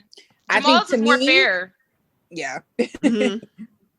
I think to me, that's the biggest issue here. Like, yes, okay, Jackie shouldn't say what she said, but for me, the biggest problem is that she is not following through. You cannot be scared. Girl, you better walk in your mess. You're like, you gotta walk in what you gonna do? It's like, what you gonna do? So now it's like, what's on the horizon for Jersey? We're gonna see what's going to be happening with Melissa and Joe, because apparently there's alleged whispers that they may be getting divorced. I'm like, oh, good Lord. Okay. It's like, oh, okay. I won't believe the whispers until I see a filing. So hello. I'm like, I need somebody give me the court snapshot. You know they love to push a fake plot. Right. Yeah, because they did that for a while with Teresa and Joe. And it's like, oh, they get divorced. Oh, he cheating. And then it was like, what you talking about? Then all of a sudden she's like, yeah, he cheated. Wait, what? But you told Jacqueline that she was lying. Jacqueline about the secretary on the desk. Absolutely. Yep. You said Jacqueline was lying. She wasn't lying. You were covering for Joe. I think Teresa still wouldn't have divorced him had her mom not died. I stand by that. You know what? I agree. I think that was really more like a deciding factor for her than him cheating. Yeah, because he's been cheated even before he got. Because I think that's the anger of I was in jail when.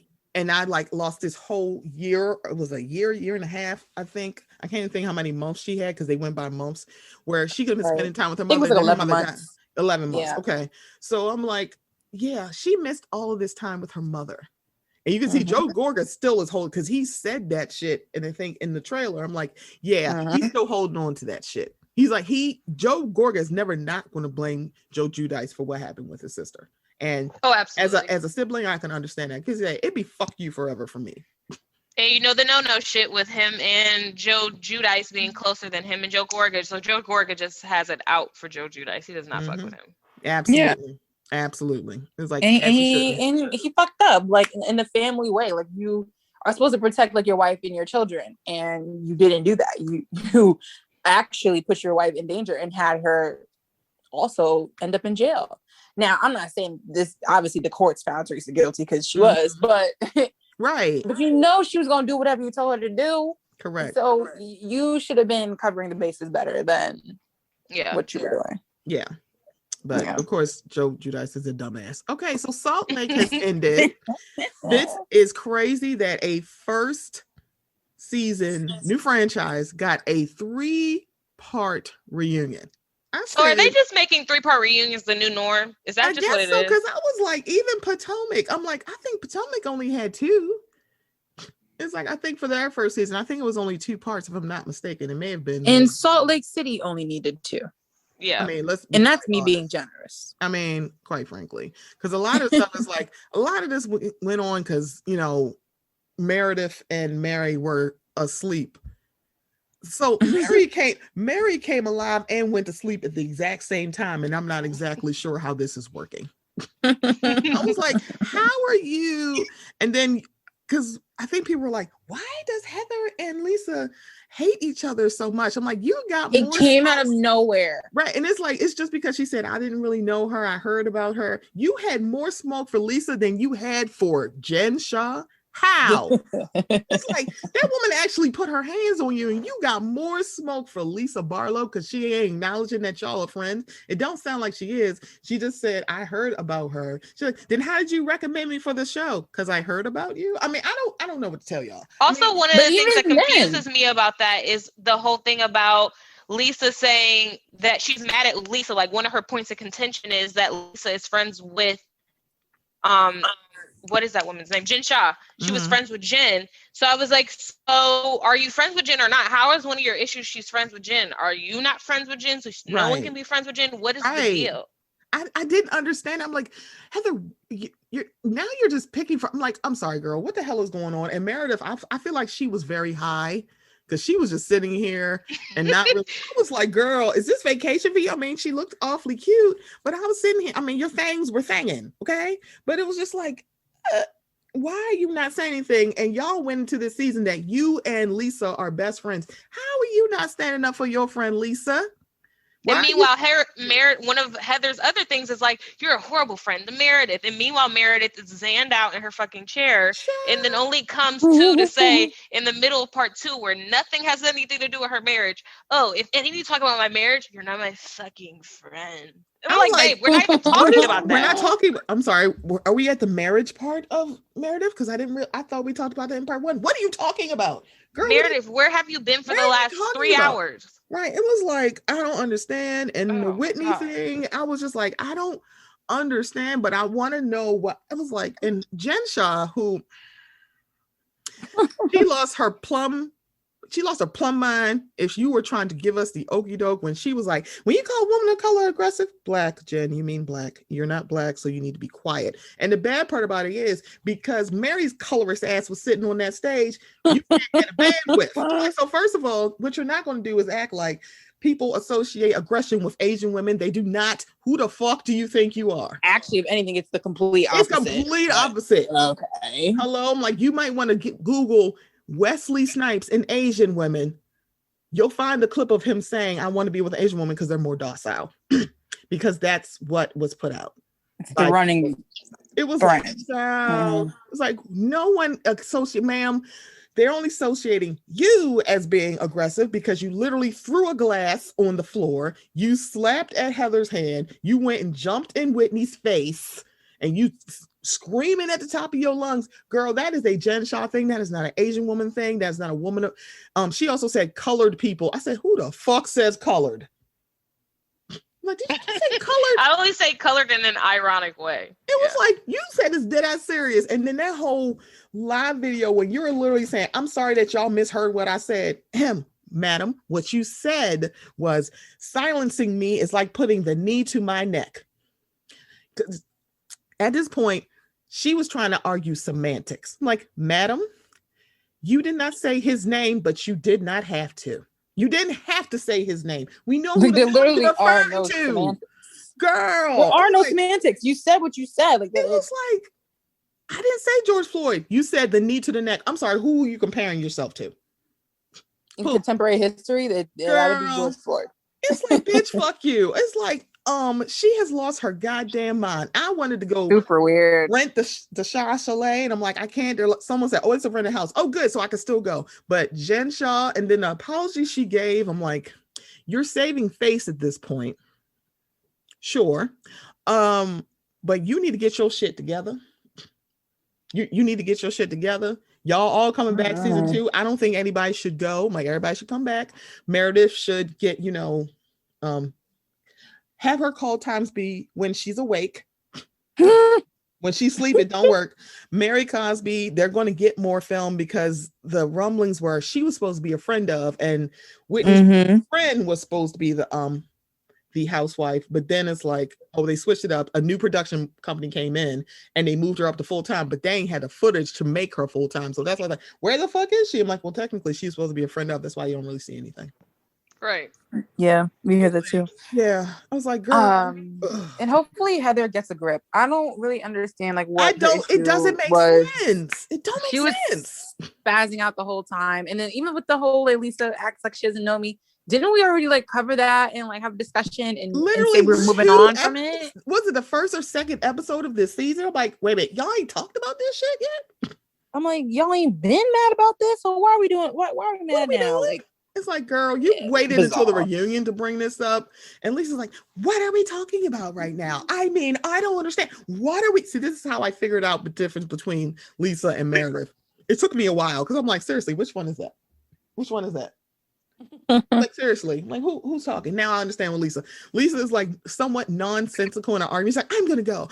Like, what the fuck are they talking about? Like, I don't understand. What are we doing here? You're at the reunion. Get your ass back out there. What are you doing? Yeah, Lisa's so weird. She's always spazzing and like I don't know why she feels like she's wound tight, and then she's like losing it, and then also she thinks she's a business person, like giving me. She thinks she's Bethany, but she's also not at all, and she's kind of a joke. She's funny while Meredith is asleep. That is the difference between the two of them. And it's so funny to actually think about the fact that Katie Maloney was like, who the fuck is she? I don't know what she's like. I'm the Queen of Salt Lake. Really? Because I've never heard of you. And then all of a sudden it's like, oh, okay. But I love how Katie Maloney is the one to decide who's the Queen of Salt Lake. Just like, ma'am, what? You're in LA. You are in LA knitting. Like, I quit my job. And what are you doing? I'm crocheting now for work. Are you doing for work? Whatever. Is this a hobby? Girl, bitch, fuck you. Okay. So Jen Shaw, I'm like, yeah, you need to stop talking because you want to walk this thing like we're all women of color. I'm like, so what you will not do, madam, this is how I know you don't have any Black woman friends. Mary Cosby does not count because one, the more I listen to Mary be nonsensical, I know she said that shit about 7-Eleven. I'm like, oh, she said that. I'm like, you can tell. She's like, I didn't say I said it. You literally told them at the table that you did. And she's like, you definitely said it. It's no debate. It was like, I'm like, I don't even need her to admit it. Because the way that you're talking, I know you said that shit. I'm like, oh, you said it. Oh, you did it. I'm like, oh, she did that. Oh, okay. She did it. Yeah. So we can just move on from this point. I'm like, oh yeah, she did it. So Mary ain't the Black woman to be up there, but it's like, ma'am, a word. So what you will not do, take the plight and the issues that Black women face when they try to assert themselves and they're instantly called aggressive. Mind you, darker skinned Black women are called definitely aggressive. We are never assertive. We're always aggressive. For you to actually make that your plight and say that's how they treat women of color. No, that's how they treat Black women. And you might just want to sit over there and eat your fucking food and your Shaw's filet. Okay. Don't you ever in your life do that again. It's like, ma'am, see, this is why you want to have a talk. See, Mary Cosby, her colorist ass is not the one. She's like, I am not racist. I'm like, you're right. You're a colorist. Okay. So we can move on. Glad we can set this straight. You're a colorist. I lit for her. Like, it was, I mean, it's not funny, but I find it funny. Anything with Mary, again, like, always take it with a grain of salt. You should really take all of these women with a grain of salt, which I think we've kind of lost sight in a little bit.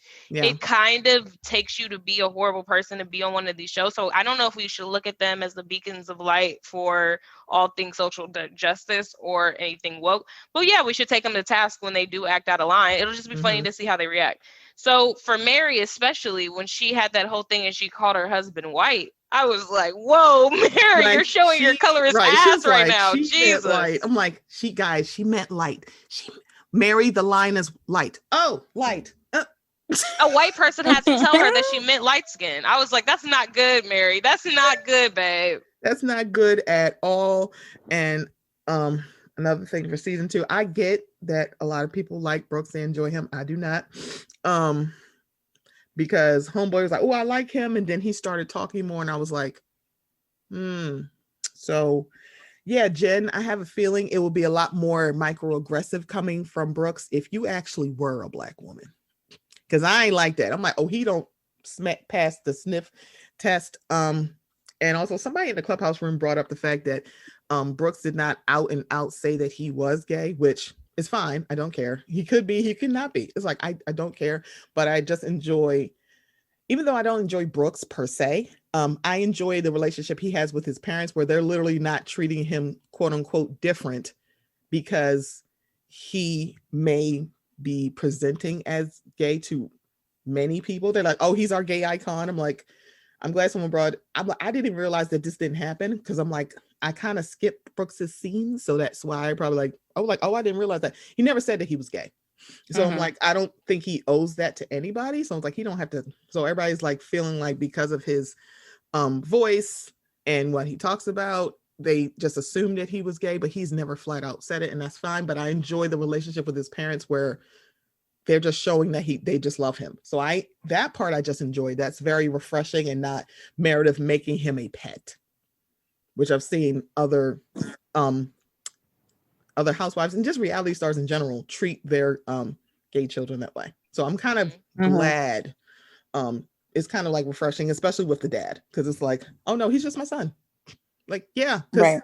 At the end of the day, that's all he really is. He is. Yeah. So it's like, I'm fine. So season 2, I think they're starting filming, or they have or they will be starting soon. So good luck, everybody. I don't know if I'll still be, I think I am a part-timer in the Shaw Squad, because I'm like, yeah, but somebody put a tweet out at the beginning before Salt Lake City started, and I don't remember who did it. They said, you may think that you're going to go into the season, be on one team. By the end of the season, you're not going to be on that team. And I'm like, so they're talking about Jen Shaw, and that's pretty accurate if we're being completely honest. And a lot of people are like, yeah, so fuck her, and I'm not doing this again. I know they're filming right now. They didn't add or subtract anyone, right? It's the same. No, cast? It's all the same. But I think they maybe like really made Mary full-time, as opposed to just saying she's full-time and not having the film. So hopefully we'll get more of Mary outside of her closet. A girl can only dream. Yeah. I hope so. So last city, because I'm like, okay, we ready. Atlanta. Atlanta, Georgia. Their season has been very snoozy. Is the word. Some people are like uninterested. It's not the same. And you know, a lot of people are saying it's because Nene left. I'm like, guys, there was a whole season when Nene wasn't there, and it wasn't boring.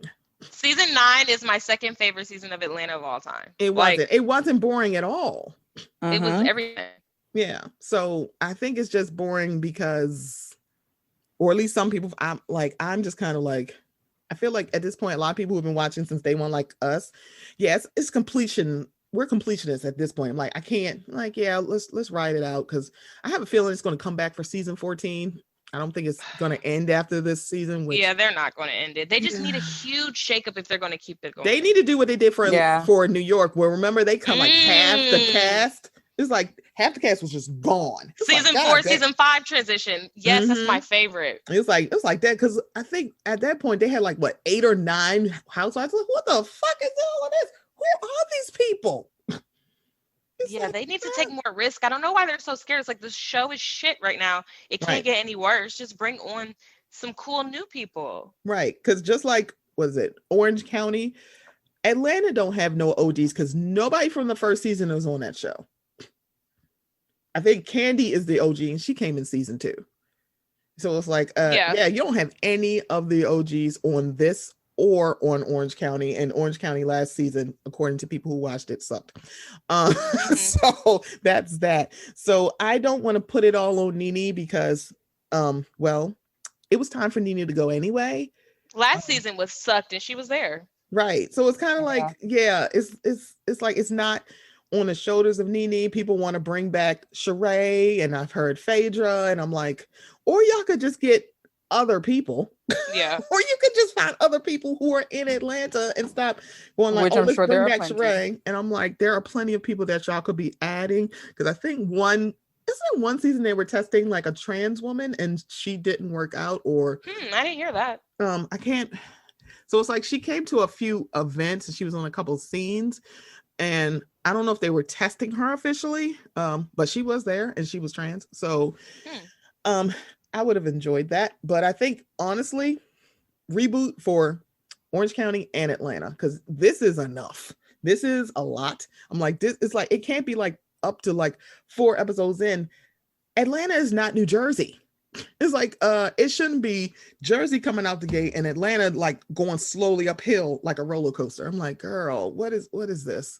Okay, I know I'm not hosting your show, but if you have to keep 3 and then we're clearing the slate of the rest, what 3 are you keeping? Oh no, it's fine. No, I'm fine with you asking me questions, because that's a good question. So, this is gonna be so funny, but I'd keep Kenya, and I'm not even a Kenya person. I would keep Kenya. I would keep Candy.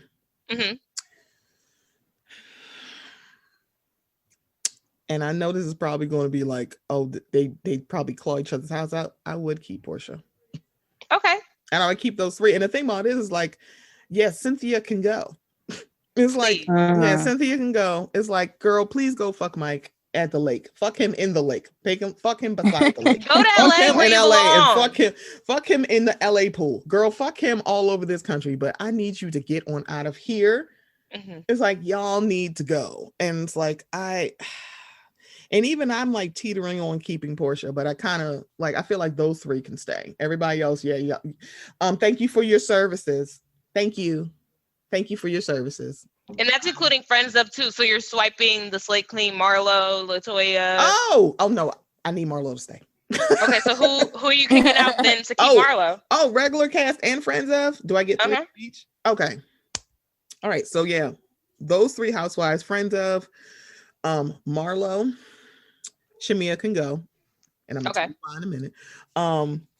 Lauren can stay, and because I haven't really seen a lot of her yet, Fallon. Okay. I want to see her. I'm like, I want to know why she got eye emojis on Twitter. It's like, where the fuck I been? You were fucking your man. That's why it's like, girl, I'm gonna have him. I am moisturized, enjoying the sun, eat my food, fucking my man. Y'all look crazy as hell on television. And I'm over here like, ooh, girl. Yeah, Latoya can go. Latoya can go because she a little bit too wind-saily for me. She's definitely giving Cynthia season 4 vibes for me. And I'm like, yeah, I feel like she's goofy. I was trying to explain to my friend that I was like, I'm not getting it. Okay, so who would you pick? Who would you keep? I'm gonna be so cutthroat as to just make it 3 friends of and housewives all together. I would love that. I'm feeling vicious. Oh my gosh. Maybe I'll give a bonus 4, but I would keep Marlo, I would keep Portia, and I would keep Candy. And then if I keep a bonus, maybe Fallon. Okay, yeah, I'm interested and fascinated. I want to see more of her. I'm like, she's a friend of, and most friend ofs you don't see too much of. It's just Marlo was like, it feels like it's not Atlanta if she's not there at least 3 episodes. It's like it don't feel right. What about you, J.J?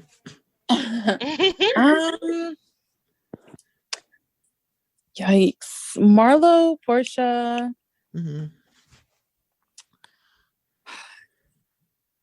I want Candy or it's a toss up between Candy and Kenya, to be honest? See, isn't that crazy? Because it's like, I feel like of the 3, because I think for the most part, all of us are saying Portia, Candy, and Kenya can stay, but it's kind of like, yeah, and even if we wanted to get rid of one, it's like, yeah, we don't even need all 3. I feel like y'all need a whole bunch of more people. I'm like, I want a different person. That's why I want Kenya out. I want her out. I'm sorry. This second iteration of her since she came back is not the woman I once knew and loved and like enjoyed as a villain.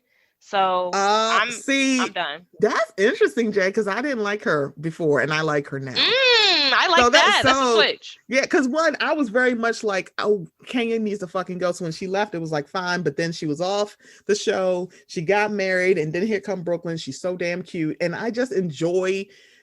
It's kind of like Ashley Darby with me because I enjoy her social media, but God, I hate her on the show. But not Kenya. Post Brooklyn, I kind of enjoy her. It's like she's still somewhat of the same person, but I like it better because I'm like, that means I see the cute baby, but I've noticed that we don't see it because I have a feeling Mark is blocking that. Exactly. Oh yeah, for sure. She had that blurry face on the PJ, and you're not really showing her on camera anymore. It's like, oh yeah, Mark has something to do with this. He's scary. He's like a fucking right. It's like he's a. I mean, if anything, we need to keep her on the show to protect her because I don't. Right, right. Like homegirl paid off your bills, and this how you repay her? You raggedy bitch. With a nose ring. With a nose ring.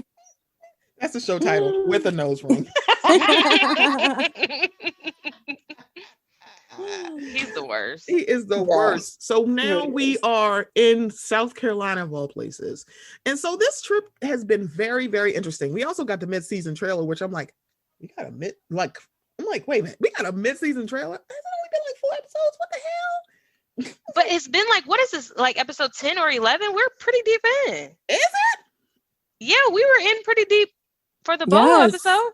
Yes, it's far in, and for this to only just be happening now, like we've already had like 3 episodes. I'm like, it's only been like 2 episodes. What are we doing, Stephanie? Where have you been? The episode that comes on today, we're filming on the 28th of February, is episode 11. Oh my God, there was like 3 South Carolina episodes, right, including the Bolo one. The one that's coming on, and that is so crazy. I'm sitting here like, Type really is a social construct. It's only been on like 3 weeks, right? No, I know it does feel like it just premiered. It is crazy. Like, oh shit. Well, yeah, Yeah, it makes sense why we have a mid-season trailer. Look at that. See, episode 11 comes on February 28th. It took, I'm giving it 3 or 4 episodes to ramp up. It took 10 episodes. Halfway through the goddamn season. I'm like, now that makes me even more mad. So we're watching, Kenya is hosting the trip, quote unquote, but then she's also recruiting. I say quote unquote because it's like, girl. So then she's also asked, Candy is like, I'm gonna do her bachelorette party, and she's asking LaToya for help.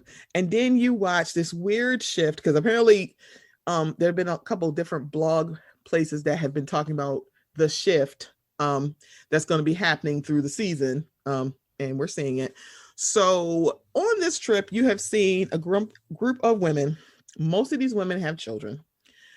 So first they're in the Sprinter van saying, oh my God, she brought her kid. I could have brought my kid. I'm like, is somebody stop you from bringing your child? No. Okay, thank you. It was like, wait a minute.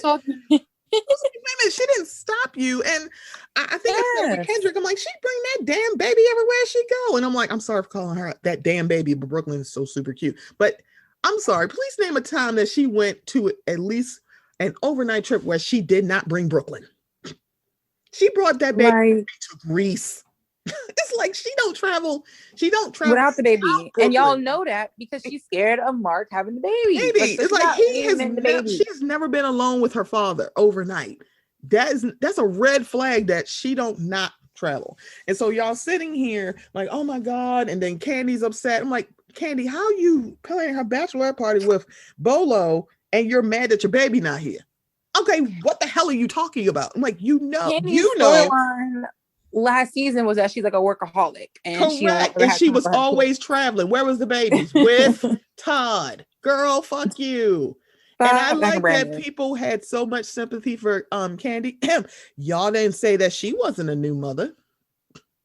You're not a new mother. I don't know why you crying. What? Really? That don't. Oh, I see. Oh, okay. I forgot. Wrong show, wrong group. Sorry. Whatever. I'm like, y'all right. Y'all got it. So then it became she ain't feed them no crab cakes because she ordered from Uber Eats without them. And then it became how the hell? And it's like, oh, I understand because I'd be like, look, I'm hungry, but also I'm a grown up. I'm like, I'm just gonna order some food too, but I'm pissed my food could have came with yours. I'm like, oh great, girl. I'm ordering from DoorDash. Anybody want thing? Because that's how you would have diffused that. And so then they were like upstairs. She joked and said, oh, we gonna go put on our pajamas and go to sleep. They're like, oh girl, you so crazy. She was dead ass serious. It's like she was dead serious because she went upstairs. And then it became, how are you not gonna be down here entertaining this? This is not summer camp. Y'all are grown. Y'all, what are you doing? Because on top of all that, y'all don't like her. Wait a minute. You don't like her. Portia, you're saying she's not your friend, but she got to come and entertain you like some fucking clown. Bitch, I know you lying to me. You don't, if you are on a trip with somebody you don't like, you kind of don't want them around. See, this is how I would operate. I'm like, if it's somebody I'm not really cool with, it's like, if she's not around, like, oh, okay, so let's get this party going. Get the Henny shots out. We're going to play the question game. See, that's how that's going to go. But that's like, y'all want to shit on her, but then also want her to entertain you. So when she was like, I don't have a village, and everybody's like, yeah, like you didn't, quote unquote, you didn't want to hear her sob story. Then the next night you fucking the stripper. And it's like, what about the girl code? Girl code works with friends. You're not her friend. Right. Flat out said that to Drew. Drew is not her friend. Portia's not her friend. Shamia is not her friend. Tanya is Canadian. Cynthia is her friend. Marlo is not her friend. Tanya is indeed Canadian.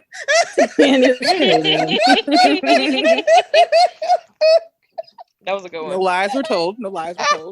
Candy is her friend. But it's like, I feel like out of all the women on trip, she has 2 in a possible. Candy, Cynthia, and LaToya. Everybody else is not her friend. And she just made up with Marlo. So now they working on a friendship. So Yeah, the majority of y'all don't like her ass, but y'all want to call girl code. Why are you fucking the stripper in the house? Why didn't you just go to his place and fuck him? What is going on? He does the porn. Yo, he fucks pumpkins. You could have went to his date. You think it's a pumpkin too? Okay, I was on the pumpkin wave, but then Taria said it was a melon. I was like, but it looks like a pumpkin. It looks like and there's scary music, so I think it's a Halloween thing porn. That's my theory. That music makes no. So everybody who doesn't know, Bolo, he does the sex work. So not only is a stripper, but I think he has an OnlyFans, and also he put a clip out on his Instagram that looks like a scene from a porno. It's called Chocolate City 3, which I'm like, I'll do some research and I'm like, hold up. He was like, when he said her, she was like, am I going to be disappointed? Child, I'm like, this is definitely a porn because this is terrible dialogue. I'm like, ooh, this is definitely a porno. It's like, oh, okay, porn. Because this is terrible dialogue. He's like, hurry up, let's get this over real quick. Wait, what? It's like, whoa, what over? Let me see. What kind of dick appointment is that? What kind of dick appointment? Come on, I got to get to work. What kind of dick appointment is that? I put on a Savage Fenty for you. Like, hold up, let me give you 2.5 hours as opposed to the 5 hours I usually give you. Oh, okay, well, bitch. Like, come on, shoot up this club. Let's go. Anyway, so, but to watch the house be like, y'all are not her friends, but you want her to disclose what's going on with her marriage, her stress of being a somewhat single mother, because at this point she is a single mother. Y'all don't care about her, but y'all want her to pour into toxic ground that she sees as toxic. What the hell is wrong with y'all? I'm like, I get communication works both ways, and she could have she owed them an apology for that food, and she apologized for that. She apologized for not communicating what was going on with her couch. She apologized for that. What she doesn't need to apologize for you for making her baby first priority. Well, why are you on this girl trip? Yo, wait a minute. Y'all up here licking, like bumping kitties and licking pussies and fucking strippers. You want your babies here? What the hell is going on with all of you? Just ridiculous. Yeah, exactly. I was so unclear as to why Portia wanted her kid there. Like, my kid could have been They here. just wanted to complain and have some reason to not like Kenya. Right. What was valid is you could be mad because she got her ass on the fucking PJ and sent y'all on this terrible ass bus. Yeah. That's valid reason to be mad. It's like, yeah, 8 hours sweaty as hell. It's like, yeah, I'd be pissed. Right. You'd be mad because she got a crab cake and she didn't ask you if you wanted a crab cake. That's correct. Valid too. Mm-hmm. But the whole she brought her baby and I didn't know we could bring babies, but you knew we were doing a bachelorette party anyway. But you also, I'm like, Portia, you were going all around town this whole summer without your baby. Why all of a sudden right now? Ma'am, you got whole arrested in Kentucky. Shut up. Like, relax. Like, all right, give me a fucking break. Pay attention, police. Why are you doing this with Kenya? I was police. Like, what? It's like, what? And I'm like, how did I get here? That I'm like, so I hear y'all, but y'all not all the way right on this, and Portia need to back the fuck off. And I like Portia, but I was like, wait a minute. You said she is not your friend to Drew. Drew is like, I don't understand why y'all just forgive her when she says she's sorry. Isn't that how it should work if y'all were friends? Oh, okay. And then you taking little side swipes at her marriage. I'm like, ma'am, you are married to Ralph. I suggest you be quiet. Your man went to the stripper capital of the world for 3 days and didn't tell your ass, and you are actually going to swipe at Kenya? He closed on the house and you didn't know the closing date for your home and you fucking paying for it? Girl, shut up. I know you're not talking about anybody's relationship. Be quiet. Please shut up. Please shut the it's absolutely insane. Drew is like, girl, see, this is why we hated your ass on the game, because I feel like you weren't acting. I'm sorry, that's rude. Okay, so no.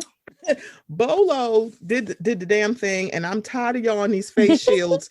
And I'm like, let me tell y'all something. I'm like, I think it was entertaining to watch him, because I have said on Bravo or Back that I think strippers are funny. They are. However, I enjoy watching strippers dance, because I think that's the part that's not funny. Them like grinding up on you with a lap dance, I think for me is hilarious. I don't know why. It could be just like, why are you so close? Because man, if you got a lap dance from a stripper, they look at you weird. And I'm like, this is so weird. Not the women, though. I haven't never gotten a lap dance from a woman. It might be different. If I get one from a woman, maybe I'll feel differently. But men and lap dances are weird. and funny. I'm sorry. I'm not I thought it was just it. me. I was like, I don't know. This feels very weird. So him wearing the face shield, because one, I'm like, I'm tired of y'all wearing these face shields without masks as if y'all don't know air flows up. So yeah, if the Rona is out there and you're without a face shield or without a mask, you're still gonna inhale the Rona. I don't understand why y'all are doing this. Like, why are you wearing a face shield? Yeah, but then they keep noting, they're like, oh, but we're all safe and we've all been tested, so why do you need the face shield? Yeah, what's happening? Like the other face shields that I've seen is where it like opens up. So it's like the bottom of your neck is closed off, and then it looks like half of a cone that you put on a dog when they get fixed. So like that makes more sense because air doesn't flow down, it flows up. So I feel like, but also people are wearing masks with that one. So I'm like, what? Why are you wearing these face shields? So now I thought the Basic Instinct confessionals were literally the funniest thing I've ever seen in my life. It gave me so much life. I'm like, this is what makes this episode so good. But to watch them get upset, because I feel like Kenya was doing this as a joke, like, who the hell was fucking a stripper? It was like a game of Sex Clue. I'm like, who did it? Yeah, it really was. I thought it was funny. And then it became, here go. Now, she didn't mention any names. I'm glad somebody pointed this out. She didn't say Portia and Tanya. Shamia did. Shamia is the one who told you. And I was like, because I think I was listening to Rhea when y'all said, like, she didn't say anything. Yeah. No. Shamia said their name. She didn't actually allude to any name. She did not say Tanya. All she said was she alluded to Portia. That was fair. That was given. Yeah. But she said, but for the life of me, I can't make out the other person, which we all know is a lie. Like, because Tanya has a very distinct accent because she's Canadian. Correct. But she never said her name. Shamia ran her little ass upstairs and was like, yeah, girl, she was talking about y'all. Right. And it was but she technically wasn't talking about, she didn't say anything. So where are you getting this from? And so like, why are you slut shaming us? And how dare you? I'm like, man, you've been calling her a hoe and a slut from the 90s. Direct quote from you. You have been a slut since the 90s. You said that as you were married to Cordell Stewart. Man, you might want to slow this roll. So the tit for tat by calling each other hoes, it's been tit for tat for quite some time. So it's like, it'd be like y'all are slut shaming. I'm like, I think it turned into a joke, and it's like, oh, so okay, so we gonna have some more fun with this, because now it's just watching her hitting dogs and they're now hollering. I'm like, girl, I'd have played this off really quick. I'm like, I'm single, so I'm gonna fuck this dude. Okay, so pass the butter. I'm like, I'm not doing this with you. Baby, stand up that you fucking this big dick man that fucks pumpkins, or shut the hell up. Right, and these Halloween themed porns. All you could have done was that music was gross. I was like, what the fuck? It was the music, it was the black and white, and it was a pumpkin. I was like, he definitely smashed that pumpkin, because at the end I was like, so I don't get why this is. So now I'm like, oh my God, would you do this to my uterus? What the fuck is going on here? That's why I feel like we're not focusing enough on the fact that one of the quotes Kenya said that she heard coming out of the bedroom was, F this P harder, was her exact quote. And let's talk about, he has a long dick. So if Portia's talking all that crazy shit, that's a champ right there. I'm just saying, because so a lot of people were saying like it's Tanya, and I was like, when I looked at the episode, I'm like, why does that look like Drew? I was like, Drew where? Drew, like, it was like one scene where it looked like it was Drew and Bolo. I'm like, wait, did she fuck the stripper? I was like, wait a minute. I'm like, am I wrong? I'm like, I'm not rewatching this again because one is hilariously funny, or I might. But I was like, why do I feel like Drew did something that night? Yeah, like, I think she sucked his dick. Yeah, it's like, and he ate her pussy. Right. I'm like, something happened with Drew, because Drew is like a little too involved in this. Because if you were just, because I was like, where the hell is Cynthia? See, this is how you know you're not a vet. Because where the fuck was Cynthia? Cynthia, like, I'm going to bed. Where is Candy? I'm going to watch and not say shit. It's like, where's Marlo? I'm upstairs, but I could have swore I heard something. So this is why I know Kenya. So when Kenya was bringing it up, I'm like, you do realize the vault heard it too. Marlo was a vault. She holds a lot of stuff in and she don't say nothing. Yeah, I know, child, but I mean, I heard it too, but still, I ain't saying nothing. I'm like, yeah. Yeah. I'm like, don't do this. And like, wait a minute, you had 45 minutes to listen. Her child was probably asleep, you clown. It's like, but wait, did she really listen all 45 minutes, or did she leave and come back and it had been 45 minutes, so it was still going on? I wonder. I don't know, because she said 40. They said 45 minutes. If she stood outside the door for 45 minutes, she's actually way crazier than I thought. Right, but I have a feeling I think it might be different. It might be your point, Jay. It was like she came back like, damn, they still going at it. It's like, oh, so I don't think she stayed down and listened to 45 minutes. She probably like listens like, oh, and came back like, oh, damn, they still in it, because it's like homeboy left at 7. I'm like, why are you here overnight if you ain't fucking nobody? Why are you still here? You're at work. Like, why are you still here at 7 a.m.? See, this is how I know. I'm like, yeah, something happened, because why the fuck would he still be here if he don't need to be? He stopped working at 11:30. Why the fuck is he leaving at 7? And he left some dollar bills on the floor. I wasn't sleeping on the fact that he didn't collect all the money. Come on. I'm like, you better pick up them $4 that Cynthia gave you. I was like, huh? He didn't need it, huh? He was just like, so okay. Because I was like, all right. And Candy's like, I ain't saying nothing. I'm like, yeah, I don't think you should, because I have a feeling Candy was there. I feel like, and they're like, oh, we ain't paying attention to those cameras, and it's like, yeah, because y'all only looked for a couple of stationary cameras. You didn't think they had, I don't know, the whole fucking house, except for the bedrooms. It seemed that they had stationary cameras. You didn't go around and look, because you didn't look for. This is what happens when I know you're drunk, because y'all didn't go around the whole house looking for all of them. You didn't. You just went here. It's like, girl, get the hell out of my face. Even the one where Portia and Latoya were making out, and then they realized after, then Tanya comes and moves it. Like, they didn't even catch that. Right. Mm-hmm.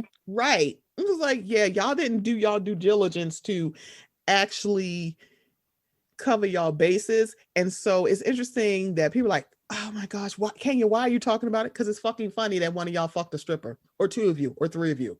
I don't know how many, but I'm sorry. I think it's funny. So a lot of people, well, not a lot of people, a couple people brought up, if this was Sheree, y'all would enjoy it. Yeah, because she would have brought that shit right on up. Please stop acting like Sheree wouldn't have brought that up. She would have. And y'all be like, she would have. It's like, yeah, I know Sheree would have brought it up. You know who also would have brought it up? Kim Zolciak. Please stop. Please believe me. Some of the people who are no longer on the show, they would have joked about this real quick. Phaedra would have too.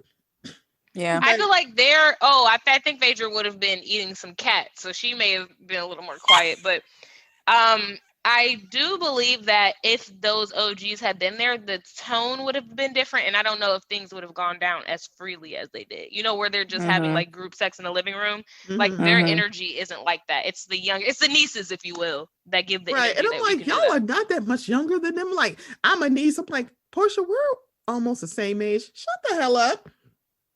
You are not a niece over 35. Be quiet.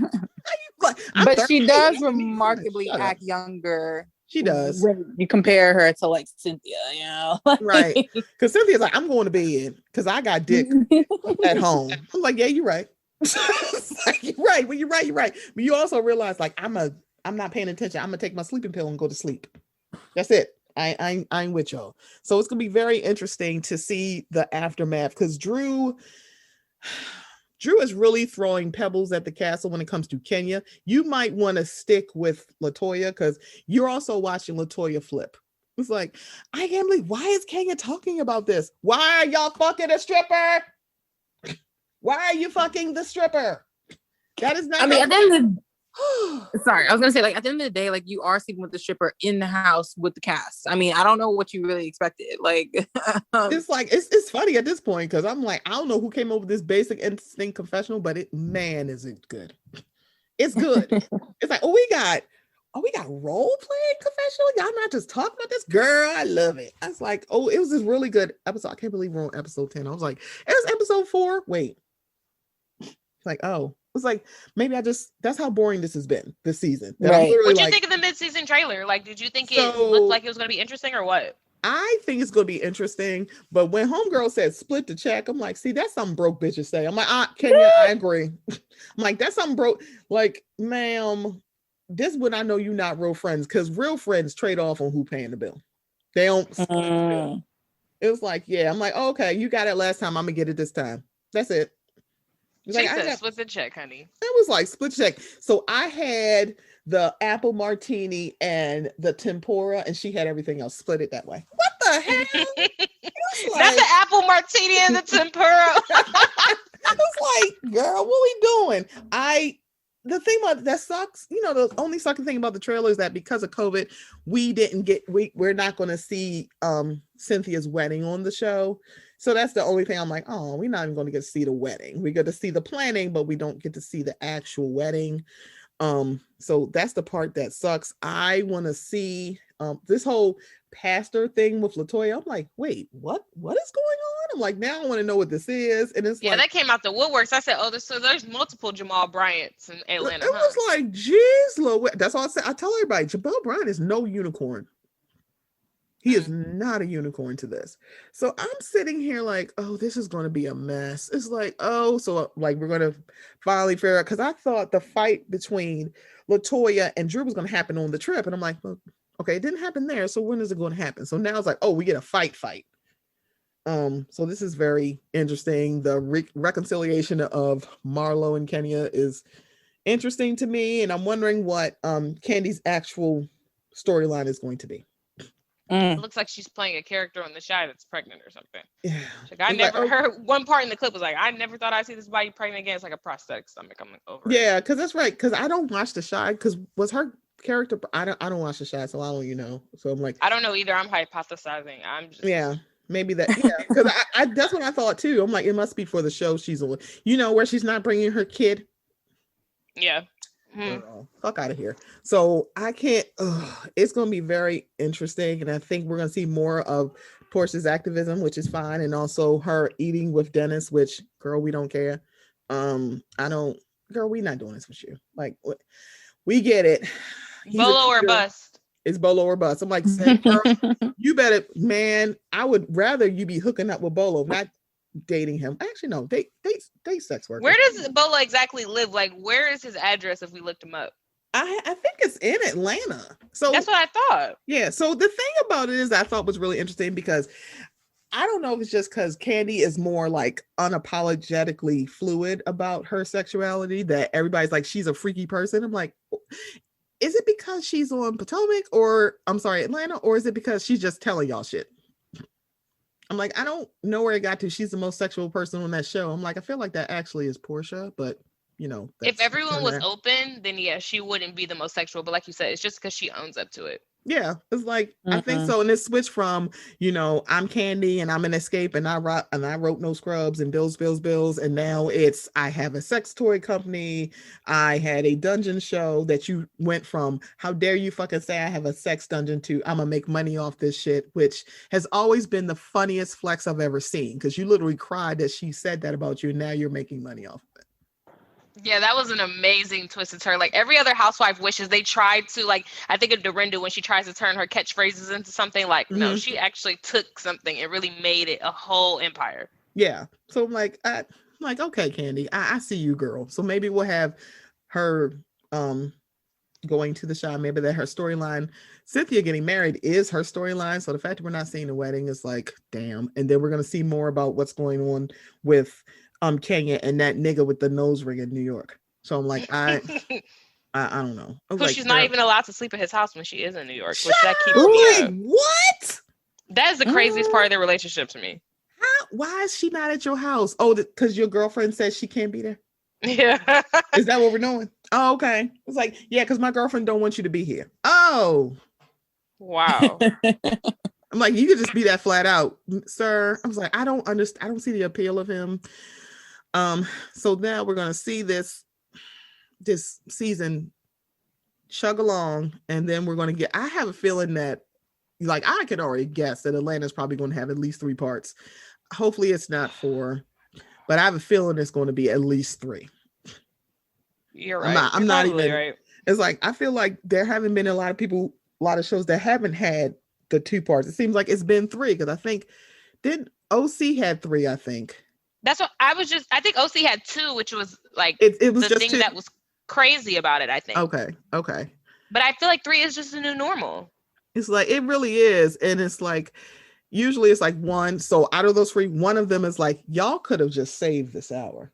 Could have been an email. Yeah, it really could have, because I think that's what they did with Potomac. Everybody's like, we should have had 4 parts. I'm like, you do realize the last part was 90 minutes. So technically you just want 30 more minutes. Yeah. Y'all, are y'all okay? It's like, so we don't know time. Because it's like, yeah, we need that whole 4 hours. You mean an additional 30 minutes? Because that's literally what you're talking about here.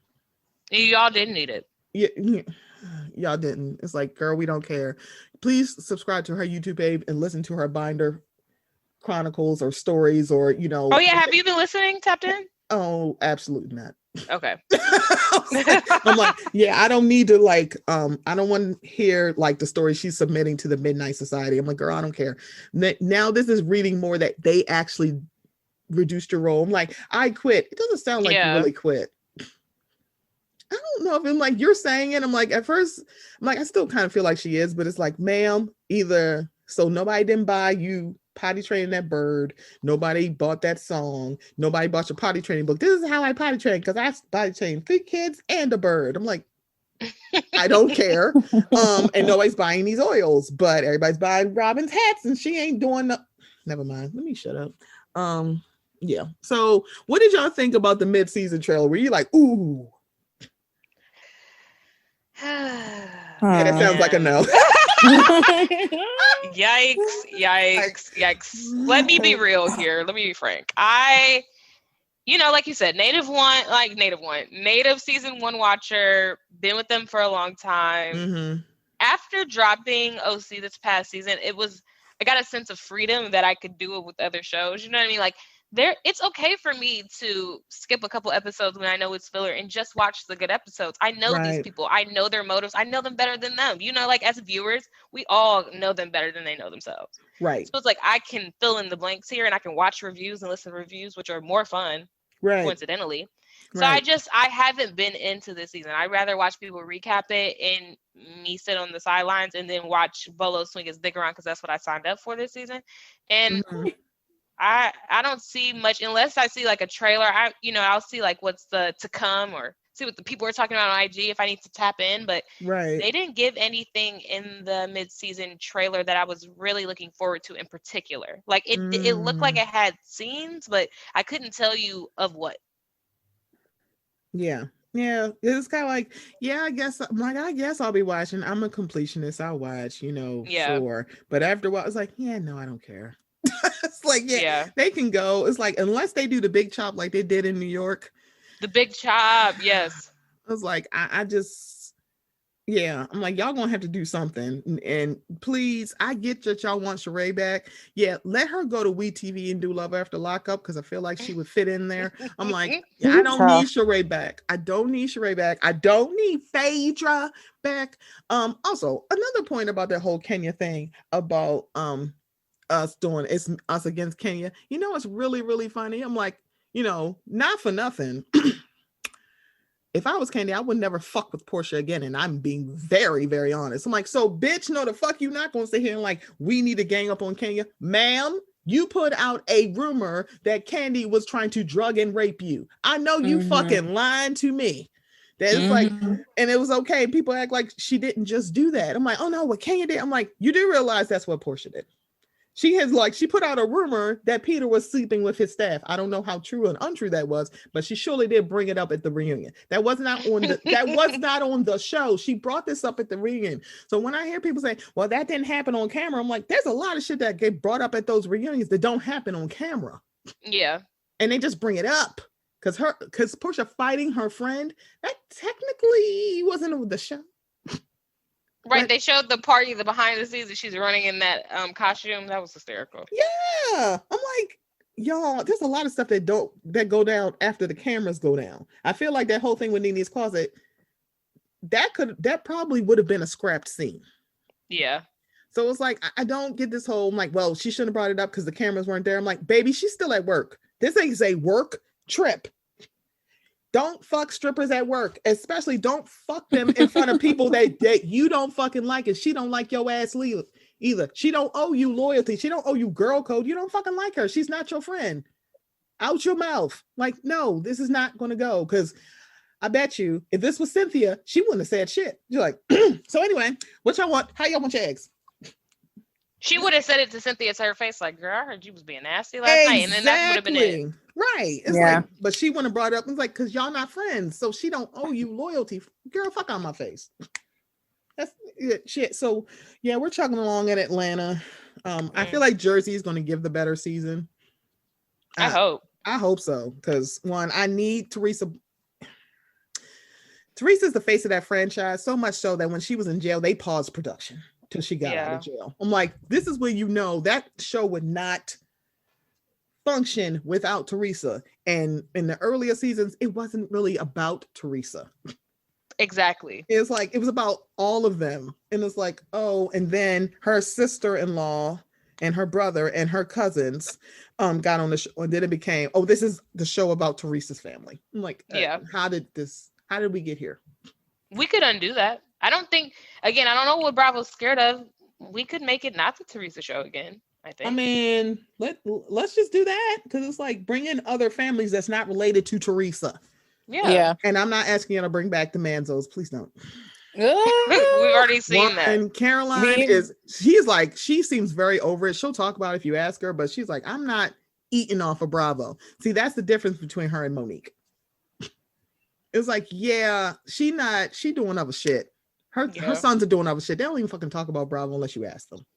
And then it's like, they'll give you one sentence answer. So it's like, it is what it is. Meanwhile, Monique's reading campfire like stories to the kids from her binder. Girl, we don't care. Girl, and apparently she's bringing out a book. I'm like, you know what? Get your bag. Somebody's going to read it. All your friends, all your Team Monique is going to, shout out to Team Monique. They're all going to buy it. I'm kidding. No, they're not, because they ain't buy them oils either. So, they'll tune in because YouTube is free. I have a feeling if you were charging for this, they probably wouldn't. But, that's no tea, no shade. I'm sorry, it's kidding. It's all tea and all shade. It's like, if you were charging for this, they probably, if this was on your Patreon, probably not, but maybe you should put it on a Patreon and see where all the loyalties lie. Nope. Yeah. It's not there. Yeah, so that is all of Bravo, I think. Did I not bring up? I think I kind of put double standards, because it truly is. It's a lot of, oh my God, no, what about the sisterhood? Except for, it's okay if y'all mad at Kenya because, she ain't feed me no crab cake. Okay. Yeah. It's like, I mean, we're all single mothers and we need to sit together, except for Kenya because we don't like that bitch. Okay. Yeah. It's like, all right. It's like, because when she's talking about she doesn't have a village, y'all do realize she don't. And usually the chief people in your village is your mama and your grandmother. Her mother wants nothing to do with her, and her grandmother died. So she don't have a village. And it's like, a lot of y'all, Candy used to be a single mother. Portia is now a single mother. I think, Cynthia was a single mother. There's a lot of single mothers who aren't single mothers anymore. Or either their kids are older or they now have a mate. So for y'all to sit here and not even just give her that sympathy and empathy as another mother because she didn't entertain y'all after 10 p.m. and didn't give you a crab cake is hilariously funny. Oh, and Drew too, because Drew used to be a single mother. And then she met Ralph, I think when her kid was less than 2, I think maybe a year old. I'm not sure. She did say it. I just don't remember because I'm good on Drew. Yeah. Because no one listed her to keep. Right. So the thing about the energy that I'm getting from Drew and Kenya is Claudia and Nene. So this is going to be real funny because Drew is not as quick as Claudia is. So it's not going to be as good, but that's what it's reading. It was kind of like, it's going to be like when Claudia and Nene, and she wasn't even a full-time person. That was just on the trip. It's like, so I don't know what's going to happen, but Drew is not as quick. She can't keep up with somebody like Kenya. So it's like, as much as I'm like, Kenya is definitely a villain, she's also a shade assassin. I will give her that title. She's one of the people who's like, oh Lord, she going to keep going. Oh, and shout out to Claudia for getting the show on Fox. Come on, hallelujah, and sticking up for her friend against Funky Dineva and Al Reynolds. I'm like, you know what, Al? I know you're not talking about her claim to fame. I'm like, your claim to fame is being married to Star Jones. Shut up. Shut the fuck up. And it's like, what a mighty claim. Well, it's like with a mighty claim. And you're also doing that because I think you're still friends with Nene Leakes. Yeah, it's true. So, and then Funky Dineva, nope, not doing this with you. Nah, I'm not doing this with you, Funky. I'm not doing this with you. It's like, I don't want him not to eat, but Funky Dineva has been looking really funny in the light for a few months now. Yes. He went from having Candace on his YouTube page to have a discussion after her homophobic tweets came out, and she gave one of the most comprehensive apologies I have ever seen from anybody. Mm-hmm. And I'm like, damn, she got paragraphs. And she ain't one saying like, no, it's not. I'm not going to blame time. Not going to do it. I was dead ass wrong and I shouldn't have did it and this, that, and the third. And then she went on Funky Dineva's YouTube for him to just flip around and say, so she deserved to get hit. And I'm like, what the fuck? So you used her for her clout and clicks for your YouTube, and now you're like, oh no, fuck that bitch because she deserved it. I'm tired of hearing about this fight. I'm like, yeah, because that's all we're talking about. And then him saying like, what if OG's just ugly? I'm like, the fact that as a darker skinned Black man, you can actually sit here and do this. And I'm like, and this is why I said Black men don't have the range to talk about colorism. No, you don't have the range because one, you act like, oh, it's just because she ugly. I'm like, why would you think that she's ugly? Right, let's unpack that. Because, it's like everybody said how fine Drea is. And I'm like, yeah, I remember when y'all said she looked like a chihuahua, because she does. Who, Drea Michelle? Mm-hmm. She looks like some sort of animal that has a long neck, and I can't figure out which one, but it's some sort of bird. Right. It's like she's not. She is a bird, so there's that. Mm-hmm. It tracks. It tracks. It's like, yeah, because when I tell people that when I was in high school with Escape, Tiny was the pretty one because she was light-skinned, people are like, that's not true. Yes, it is. She was listed as, she was the pretty one in Escape. Horrifying. Which is, and it's like, really people are like, what? I'm like, no, she was the pretty one. That's really too bad. Yeah. And the thing about it is Candy was like, Candy don't look that much different than she did then that she does now. Yeah. She does not look that much different. Latasha and like the other Tasha and I'm sorry, the other toy. What is this name? Tasha and beats me. Yeah. So the two sisters, because I think I'm sorry, Tamika. So that's right, because that's why she was going with Tiny, because there's two Tamikas in the group. So it's Tasha and it's Tamika. So those are the two sisters, I think. So yeah, none of these women are ugly, but of course they said that Tasha was the ugly one because she was the bigger one. So they like automatically called her not her. No, she's not pretty. And it's like, none of these girls are ugly, but y'all said she was pretty because she was light skinned. But y'all don't want to have that conversation. She's just pretty. Oh, Brady, like remember Lisa Nicole Cloud? Her husband is so fine. He's light skinned with a mole. No, they did not say Darren Noggles was fine. Girl, they're like, that's because her husband fine. He is not fine. He is light skinned with a mole. That's a joke. That's funny. It's like, get the fuck out of here. I'm like, and Apollo Nida, because a lot of people are like, it's the way she was with Apollo. Apollo did a lot. He did things that a lot of light skinned dudes do. Mm-hmm. That just assume that everybody wants them. Apollo really pulled a typical fuck boy light skinned dude move. It's like, you're saying that because you're light skinned and like everybody want me. I'm like, so quiet is kept. I would rather have Peter because I don't know what it was about Peter, but also I think he's more attractive. Yeah. Apollo's not ugly, but it was just right. Like I don't know what it was about Apollo. I thought he was I still think he's a good looking guy. Still. It's like, I mean, I don't know, but Apollo's like, you used it because when he said it, when you first saw me, you wanted to get with me. I'm like, here's the thing. If she really wanted to fuck you, I feel like she could have, because you'd have just went, because you are a light-skinned fuck boy. So let's just have that conversation. Stop acting like if she hadn't called you up, you would have went over there and just fucked her like you did Phaedra on that mattress in that halfway house. Shut up. It's like, girl, bye. It's like you would have did it. So let's not even try to play like Kenya is not attractive and she's a very, very pretty woman. Please stop doing it. Yeah.